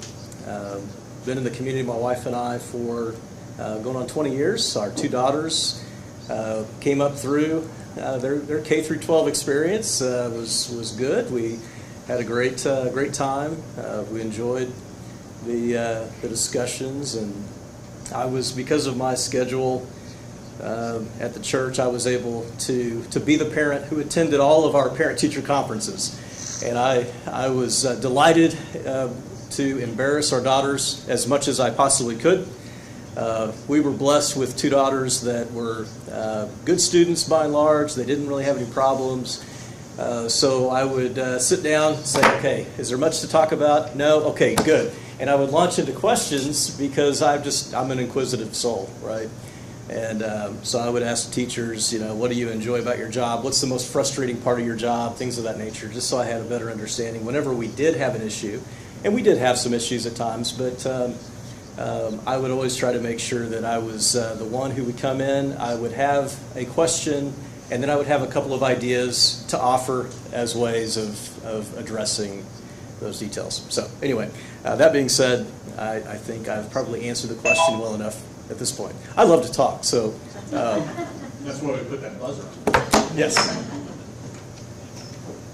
How do you plan to stay connected to the student and parent perspectives, and why now? Why not in the previous election that we just had? Sure. Well, the position wasn't open whenever December was rolling through, and most people were aware of the fact that, come the end of December, I was still technically a state representative until December 31. I was going through a lot of transition in life anyway, so it just wasn't. I knew that there were three people running at that point, and I didn't have any need to throw my name in and be a fourth name. So, but the plan in terms of parent-teacher or parent and child engagement, I'm in the community, and I enjoy people. It doesn't affect me, and it doesn't offend me when people disagree with me. I'll use social media. I will do forums. I'll sit down and talk to people, whatever. So I'm not too worried about finding it difficult to have conversations with people. So I'm a coffee drinker, so if someone wants to sit down for a cup of coffee, I'll sign me up. So. What are your top three priorities for the school district over the next 4 years? Next 4 years. All right. So I think that number one, there is a real opportunity and need to bolster confidence in terms of the community, the community's perspective. It's the assumptions are both positive or negative. We have lived through some very challenging times. I spent 5 years as the chairman of the Joint Committee on Education from 2019 until just last December. And we're talking 2020, 21. It was such a a tense and caustic time. And I've talked to parents across the state, educators across the state, school board members, superintendents, and there was such an erosion in trust that occurred during that time that, from my perspective, would be easily addressed with a willingness on the part of people who were elected to simply engage and be willing to listen. And there were times where we would have school board members from different parts of the state that would say that they weren't permitted because of state law. So we worked to try to clarify that. So I think, number one, it doesn't matter how good we are. It doesn't matter how well we're performing. If people don't trust us, then you're already dealing with negative headwinds. So first goal is we have got to do everything and then some to regain credibility. Not that one side or the other is entirely correct or entirely wrong, but we've got to clarify. Second, I do think that the fiscal reality facing districts across the state is definitely an issue front and center. The inflationary cycle. We've talked about this. I mean, you guys know. So finances, that's going to be a part. Build confidence and trust. And then the third is just to be an effective member of the body.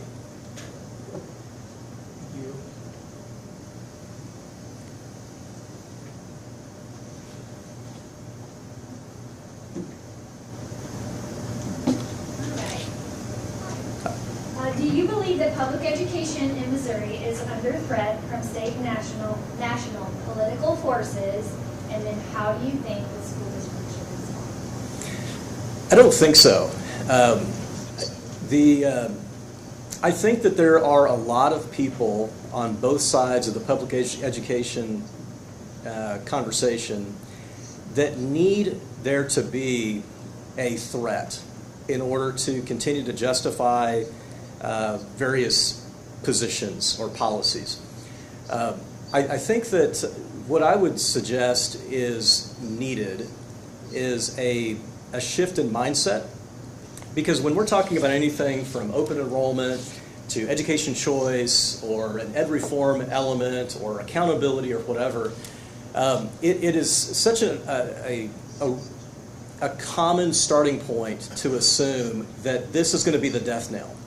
And what I've encouraged superintendents to do in conversations is say, listen, you've got to start the conversation differently. You can't give the people that you serve the perspective or the sense that you feel threatened by this particular move. What you need to exude, and I would say the same thing for the school board, you have such confidence in what you're doing, in the excellence that you're pursuing, the excellence that you're accomplishing. It doesn't matter what other people are doing. It doesn't matter if you've got a parent that wants to take their child to this district or this option or whatever. It doesn't matter. So be it. We want the best for your child. We trust you. You do whatever you need to do. We are pressing for excellence, right?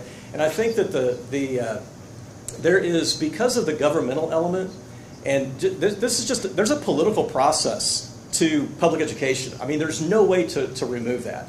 So what we need to do is to make sure that people recognize it doesn't matter what's going on in Jeff City. It doesn't matter what's going on in D.C. What matters is we are doing everything we can to make sure that our teachers know good and well that they are encouraged and supported to lean into educational excellence. And if they run into a barrier, let us know and we'll help them overcome that, right? Most of the moves currently are more a response to underperforming districts. And if you're an underperforming district, there's a way to address that reality, but you don't necessarily address it by operating from almost a defeatist mindset. How would you work to ensure the school district remains a strong, publicly funded institution amid growing support for open enrollment, Missouri Empowerment Scholarship Program, and school vouchers? Sure. So public schools will always be funded, out of 523 some odd LEAs, right? I mean, no one ever really knows how many districts actually exist.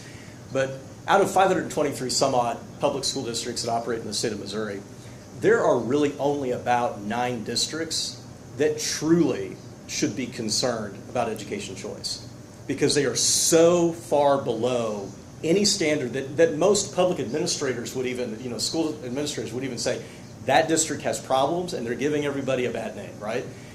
Those districts do exist, but the vast majority of districts have nothing to fear because they are supported by their local community.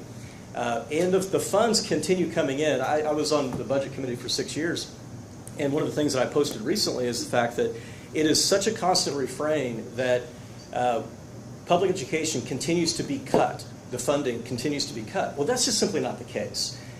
Year over year, we have cost to increase parts of the budget that we pass to just keep up with the ongoing costs, and then we have additional increases. We fully funded transportation, and now I think we're going into the 4th year with a fully funded transport. I think it's 4th year.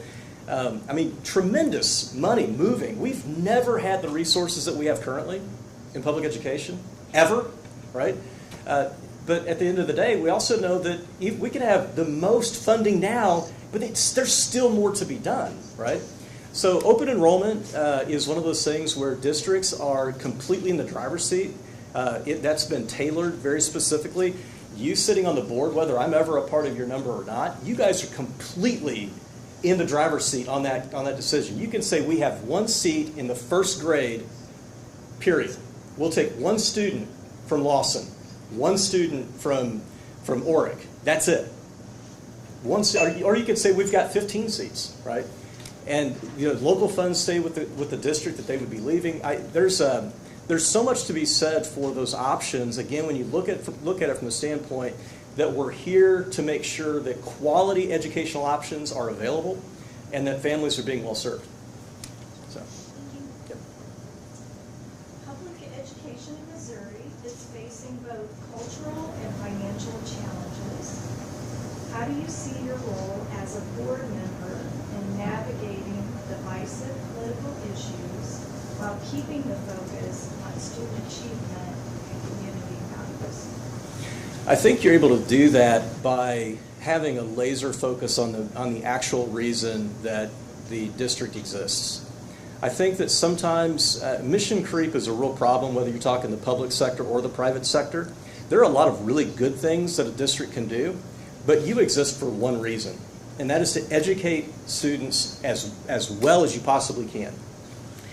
And as is always the custom, unfortunately, in the public sector, you end up taking on sometimes additional responsibilities that are good, and you can actually see good reason to do those things. Sometimes they're expected of you by DESE that doesn't have statutory backing. It's just a rule they promulgated. Sometimes it's statutorily driven, sometimes it's from DC, right? But when you focus intently on what you're here for, educating as well as possible, that helps to kind of clear the air a little bit. And then we just realize, listen, we live in a very diverse culture, and we always have been. This is not new to us. I mean, you go back to the founding era of our country, we have always had a very diverse group that's populated our country, right? So we have to find a way to champion those things that are truly good and right, and not operate out of fear of the threat of lawsuit, which, as you guys well know, is generally the reason that districts get themselves tangled up, because you're more concerned about the lawsuit that's about to happen, potentially, than just simply saying, listen, we're just going to shoot straight. We're not doing that, and you can sue if you want. That's why we have counsel, but that's where we're at. There are a lot of teachers right now that are finding themselves encumbered tremendously because of some of these cultural issues, and they're starting to have to sue districts because their conscience rights and their speech rights and things are being violated. So I just think we have to be very conscientious about preserving the rights of your individual teachers and targeting with a laser-like focus the actual mission that's in front of you, and that's educating as well as possible. You bet. How would you strengthen partnerships between Excelsior Springs School District and local organizations to benefit students and the broader community? Oh, that's the fun part of the job, right? I mean, that's when you get to hang out with people and talk and you know, whatever. I think I would just basically continue doing what I do, right? You go to events, you talk to people, you hang out, you don't be a jerk, you watch your P's and Q's, and you know, whatever. I would hope, though, because of my legislative experience, that I would be able to be effective in helping to produce a positive and productive relationship between our district and Jeff City. Because there's so many things that have happened in the time that I was there. I remember I had a visit with Dr. Tomlinson one time. I had filed a bill, and Massa had put out kind of an alert that I was doing something to hurt the schools. And he reached out, and I was like, hey, listen, I'm gonna come to your office. I'll bring the language with me, because DESE is even correcting them. DESE's even saying this is not the threat that they're making it out to be. That's the kind of thing you have to have. You have to be willing to have those conversations and focus in on what actually is being done, because there are fear mongers that exist everywhere. And just because somebody's a part of an association doesn't always mean that their motives are good. So I think that building those relationships, maintaining those relationships, and expanding into some of those areas where sometimes we find it difficult in the education space. Thank you. This next question is a two-part question. So we'll have 2 minutes. Roger that. How would you promote a positive and collaborative culture within the school district? By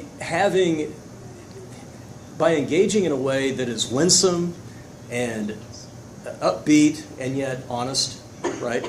Collaboration it rises or falls on honesty and a willingness to hear people out even when they may or you may disagree with what's being communicated. And then keeping the focus on whether it's a policy issue or an opportunity that could be explored, keeping it really focused on the matter at hand. Part of the reason that collaboration sometimes falls apart is when it becomes personal. I learned a long time ago. I mean, I'm at a point in life, I don't really care what someone may say about me on social media or whatever. It just doesn't matter. As long as I'm good with the Lord and my wife, I'm good, right? I mean, that's just it just doesn't matter. So I am a collaborator by heart anyway.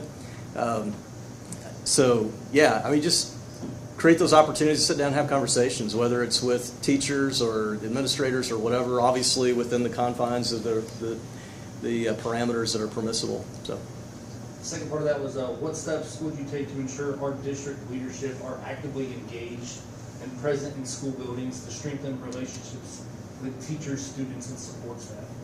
Yeah. Well, I would start with the assumption that an administrator worth his or her weight in salt is already doing that. If they're not, then that's easily addressed. I mean, just have a conversation. Say, hey, could you step it up a bit? And I don't know of too many administrators that I've ever had conversations with that would be resistant to that. And if they are, then that becomes the board's responsibility, especially if it's the superintendent. And if it's not the superintendent, then you just squeeze the superintendent and say, hey, you need to have a conversation with your folks. Man, they're not out there in the buildings, right? And the building staff, whether you're talking teachers or other building level administrators, they have to understand that the responsibility of central office goes beyond just being in the individual schools, right? So, yeah. What steps can the school board take to improve the communication with the public? Well, the blessing and the bane of social media is just that, right? I mean, I think that I don't know that anyone could ever claim that I communicate enough, right? Or we as an entity communicate enough, right? I mean, when you think you've communicated enough, you're really not, right? So I think it's just a matter of realizing that decisions that you guys are making, you have set through hours and hours and hours over months of conversations before you actually take a significant move on a controversial issue. But the first time it hits the news is the first time that a person in the community actually hears about it. So I just think that I did this one time, and I had some superintendents that were upset with me because of it, but that's okay.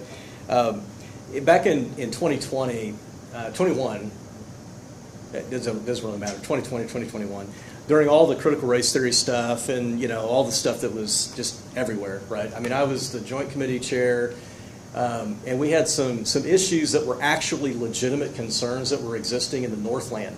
So I reached out to our superintendents and some school board members and said, hey, listen, I'm going to put together a forum, and it's just an opportunity for, you know, people in the community to come out and to share their concerns, their thoughts, whatever. You don't have to feel like you're being put on the spot. You don't have to engage directly unless you want to. I mean, it's just purely an open mic opportunity because people need to be heard, right? I mean, part of the problem is the public feels sometimes like they show up and they're talking to a brick wall and nothing happens. Right? Whether that's true or not, that's the way they feel. And so we did. And I mean, it was a packed out place and it went on. I enjoyed it. I love that kind of stuff, right? I mean, it's just, it's enjoyed. I think you were there, weren't you? Yeah. Kidding? And there was a superintendent sitting next to me. He's since then retired from one of our very large districts to our west. He was like, "What have you done?" And I'm like, "Oh man, this is easy stuff. This I've not done anything." But that's the kind of thing. Sometimes you have to be willing to subject yourself to the community's perspective, so that you can have a starting place for that conversation. So don't be intimidated by the fact that people sometimes have opinions, because we all do. What ideas do you have for improving teacher pay and staff retention in a fiscally responsible way, as well as addressing teacher shortage and maintain or improve the quality of our schools? Well, that's a lot packed into that question, right? I think that, you know, one of the things that I commended the district on back in 2019 on the floor was you had gone through a rather difficult process to reprioritize the budget and issued significant pay increases for teachers. And you did that within the existing budget. You can't always do that because sometimes you just get to a point where there's not much meat on the bone left, right? I would say that, you know, the ongoing responsibility is to continue to make sure that the budget is reflective of the actual mission. Listen, mission creep is real. It's present in any school district's budget, and it's definitely present in DESE's budget. We pass an $11 billion DESE budget, and we like to celebrate, hey man, we just passed. I mean, look at all the money we're giving to DESE, the Department of Elementary and Secondary Education.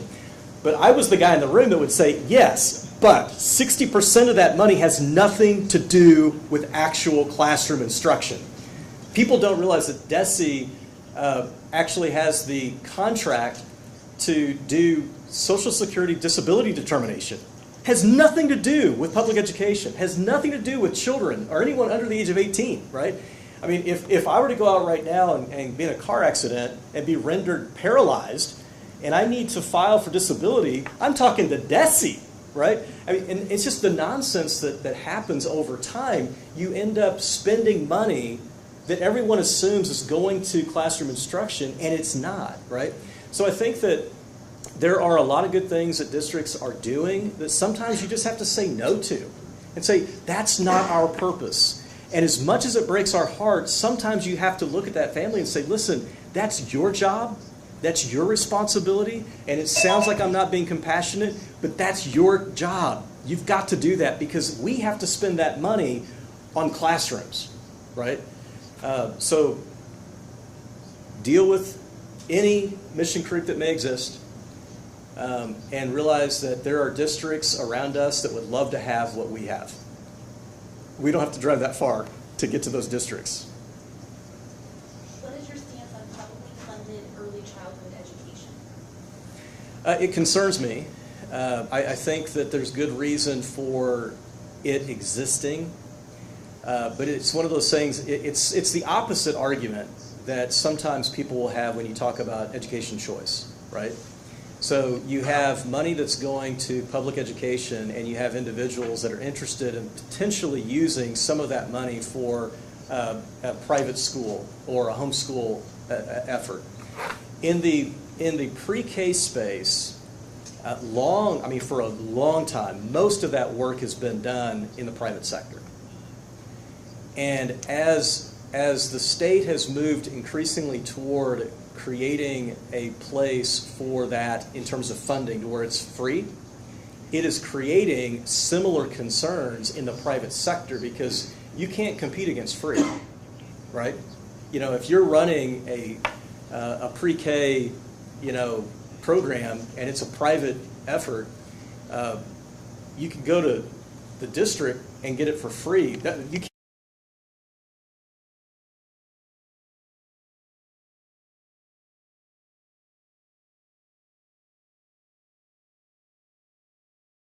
I remember so many times we'd have budget discussions about what was being done in that space, and it's out of concern because families don't have the money sometimes to cover the cost of pre-K for their kids. But then you're looking at that and go, okay, but look at what you're doing in terms of expectation, and you're driving the cost of pre-K up because, for how long, right? You could go, I remember when I was a kid, I would go to preschool, my brother would go to preschool, and it was done by a private entity, and it was just like some moms that just love kids, and they taught kids their ABCs and how to write their name and just different things to prepare them for kindergarten. And they didn't have to have certification, they didn't have to have a certain degree or whatever, but now we have those expectations and it drives the cost up because you've got people that have to have more certification and they're not going to work for, pennies on the dollar, right? So it's understandable. I think it's helpful, but there are some legitimate concerns in that space. Last year we did double the reimbursement or the rate for the formula from 4% to 8% of the population so that you can get benefit for that. That was a big move, I think, that the state took. So, you bet. What are your ideas for budget reductions to prioritize district staff compensation and/or district needs? So I'm going to be very conscientious here because I could go through, and I've looked at the budget. The problem is the budget that's available on the website doesn't provide the depth of detail in order to know. Like, if you see a particular line item, you don't know actually what all's packed into that, and you don't know what revenue streams are funding it. I could look at a line item and say that could be cut. But it may actually be a federal grant, right? And that doesn't free up any money, right, for teacher pay. It could, but I just don't know. So I'm going to have to be careful as to saying that I would just cut this, I would cut this, and I would cut that. Because I could be absolutely wrong because the information, I would have to sit down with Dr. Tomlins to say, can you tell me in this area? I will say this. It is, though it won't be popular, it is my opinion. It is not necessary to have somebody identified at the administrative level when some of their tasks are primarily focused on data collection. Some of the data collection that is required by DESE, it's real and you've got to do it. And I understand why sometimes in the past it was recognized as if we're going to do this and they're out of the classroom and it's somebody that's having to manage programs or whatever that are affecting the high school and they're not the principal. That we've kind of found ourselves in a situation where we've all inherited an expectation that those are going to be administrative tasks and therefore they're going to be in a different budgetary context when it comes to administrative pay and pay scales and things of that nature. So I think that we can have some conversations about the degree to which some of those positions would have to be and which ones don't have to be. And then going back to just mission creep, you just have to continue to find. I will say this, with Senate Bill 727 last year, there are increases coming for districts that maintain a 5-day school week because we're just trying to find ways to incentivize those districts. So there's more money that's coming. And then as we continue to talk about the foundation formula rewrite, It may have actually turned out to be a good thing that the levy increase failed, because as we all know, there's a grandfathering approach with hold harmless elements. The levy element for local effort that is reduced out of your formula distribution, whenever that is done, they're going to reset that, right? And that will become the new threshold. Right now, when a levy increase occurs, you actually get to keep that, and it doesn't come off the foundation formula other than the threshold that was set back in 05 and 06. So whenever that happens, that new threshold will kick in, and if down the road the community supports an increase, well, then that's money that you get to keep, and it doesn't count against you. So, you betcha. What differing viewpoints would you bring to the board that would benefit the current board, administration, and most importantly, students?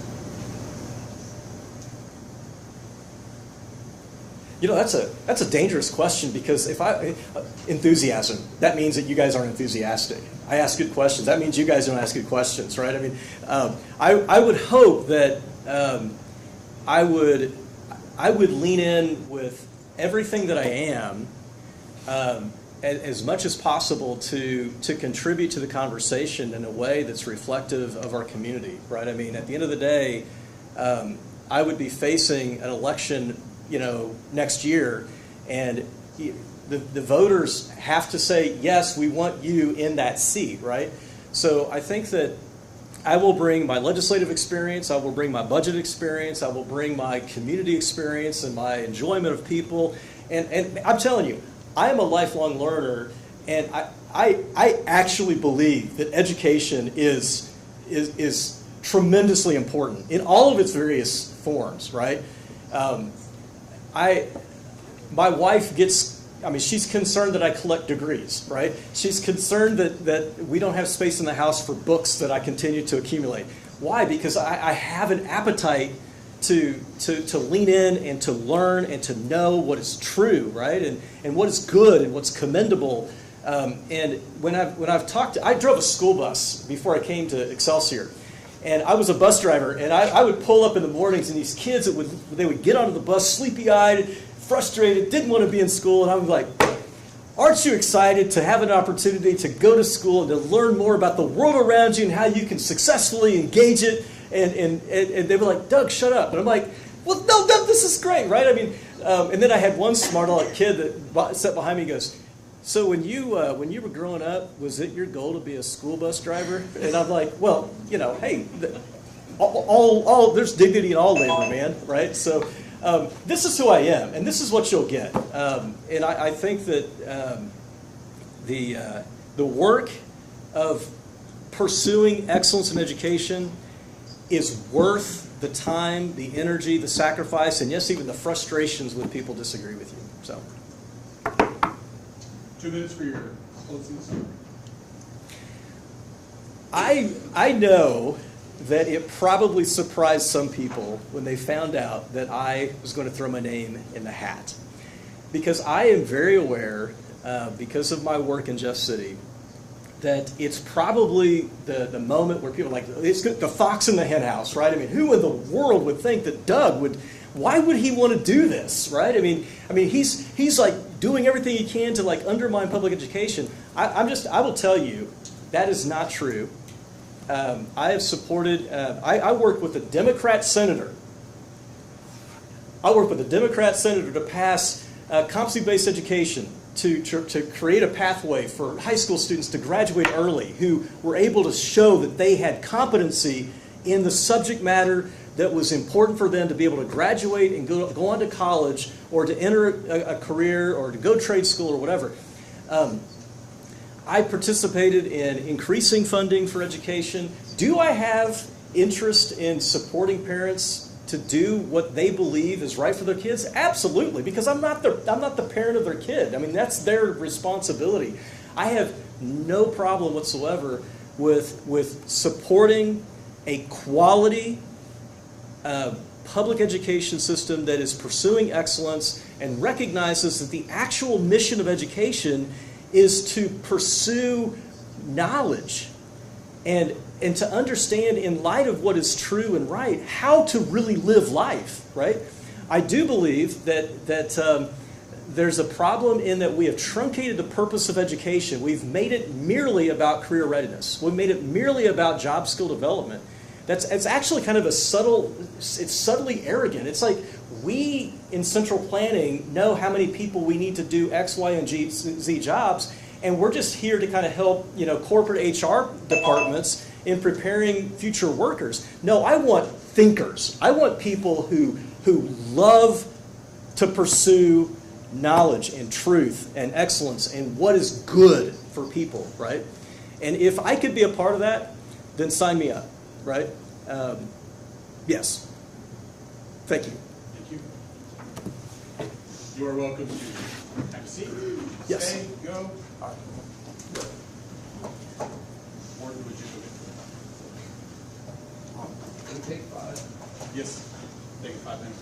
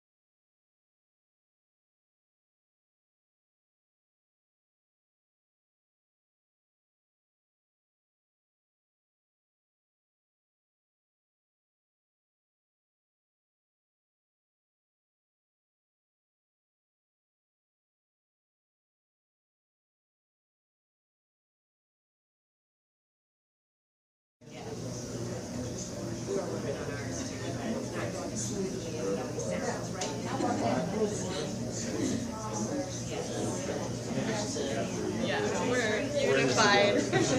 We're bonded. Green room's kind of fun, right?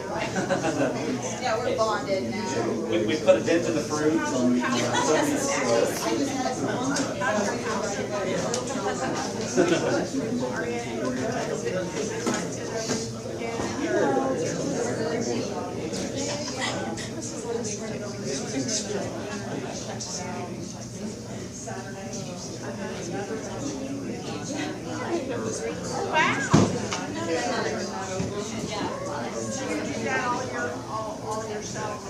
Well, we do that for ourselves.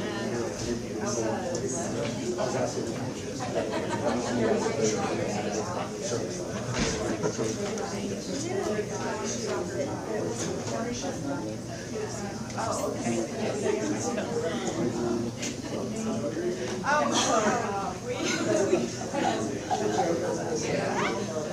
Yeah, no. And so,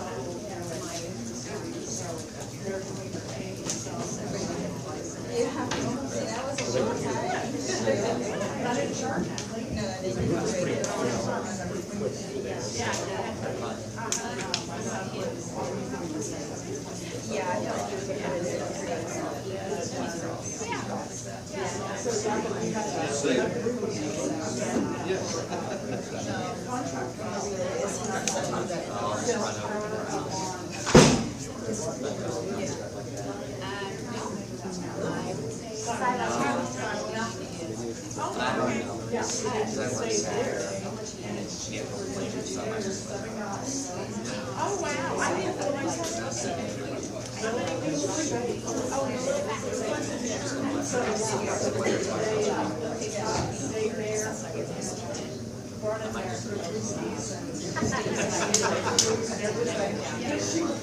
All right, everybody will take a seat. We'll get started here in just a second.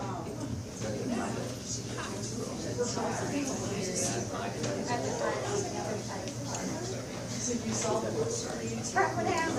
I don't get it. We went up there last night, we saw the stuff. No, I live on the other side of the city.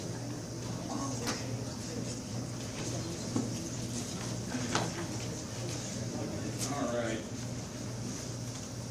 Back from recess. Before we open it for deliberation and nominations, I just kind of want to go over a few housekeeping things, make sure everybody knows and understands kind of what they signed up for. It's very confusing, okay? So the appointment is for 12 months. So it's from April to April. So Troy's term had 2 years left on it, okay? So it's April to April is your appointment. In December of next year, whatever the sign up for school board is next year, or this December, I guess, you have to make the decision whether you want to run again, okay? And you have two options. This is where it gets really confusing. So you have two options at that point. You can sign up to run for the remaining 1-year term, okay? Or you can sign up for the 3-year terms that will be vacant, okay? So there'll be 3 people up in December or April of next year.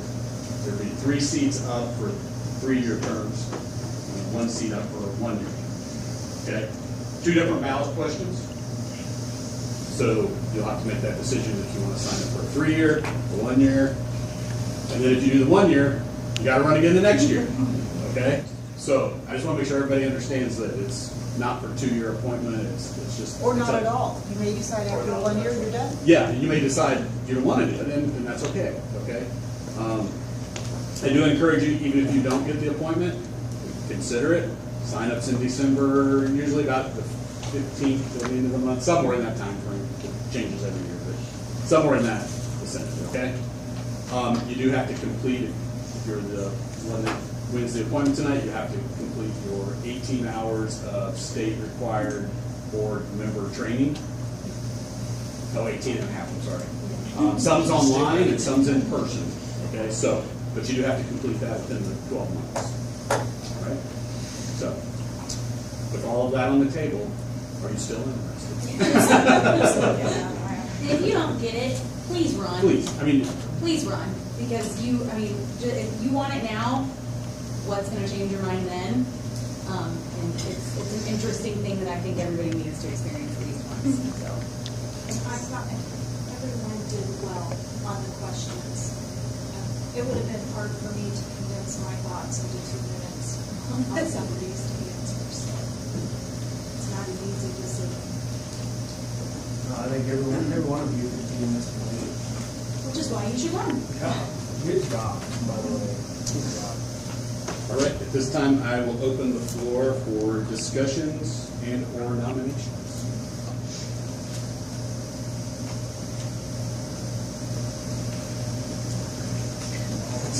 Don't everybody speak at once. Thoughts? Thoughts for me are, I think we have a great applicant pool here to choose from. I think as I think about my vote, every single one of the individuals brings something that we can benefit from. And so for me, I'm trying to think of what do I see in the candidate that we don't have. And everyone brings something that plays into that. And I do think that it's an incredibly difficult decision, and personally I'm struggling a lot right now as even to cast a vote and also or to put in a nomination for somebody to be appointed. So thank you for making it hard. But darn, that there's only one seat available. It's really hard.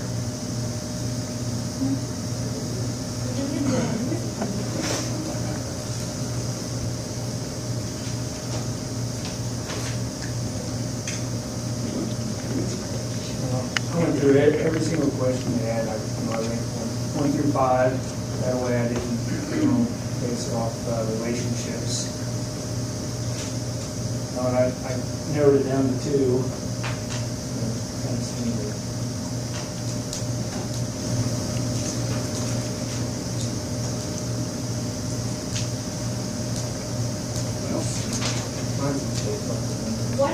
do we give them the tie? We continue to discuss and deliberate until we break the tie.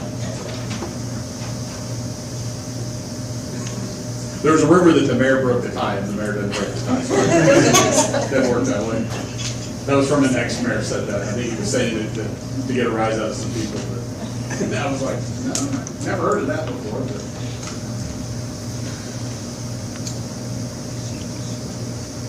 Anybody want to throw a name on the table and discuss that person individually? I know they're sitting right here, but. I was gonna say, should we leave? Like, we don't need to. We can go That's back totally to your the call, room. and it's open, and it's open You to could just everyone. go in the hallway and watch it on my Facebook.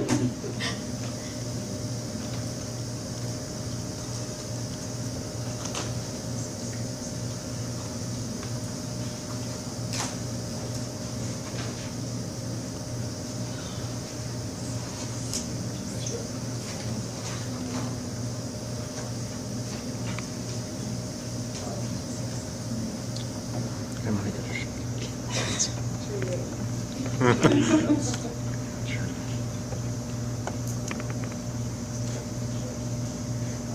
like to make a motion to nominate Brett Jones. We have a motion on the floor for Brett Jones. Do we have a second? If I'm going off, I'm gonna get that. I second that. Second for Brett. Are there any other nominations? Any discussions for Brett? I'm gonna nominate Russell. We have to vote on one. Okay, so we have a motion and a second for Brett. All those in favor of Brett? All those. That's perfect. Are you voting? Yes. I'm just not used to raising my hand. I apologize. All those against?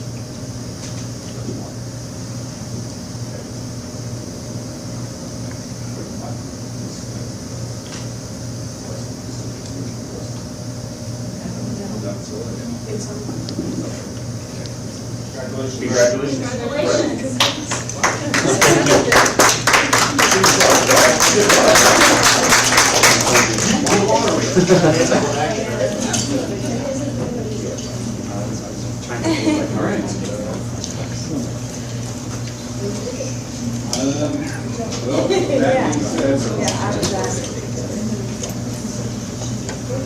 leave your notebooks. You can reflect all of the notes. Thanks everybody for coming out. Yeah. At this time, entertain motion to adjourn. Hey, thank you. Thank you. I don't know what to say. Yeah, they're real involved with the flight they got for tomorrow.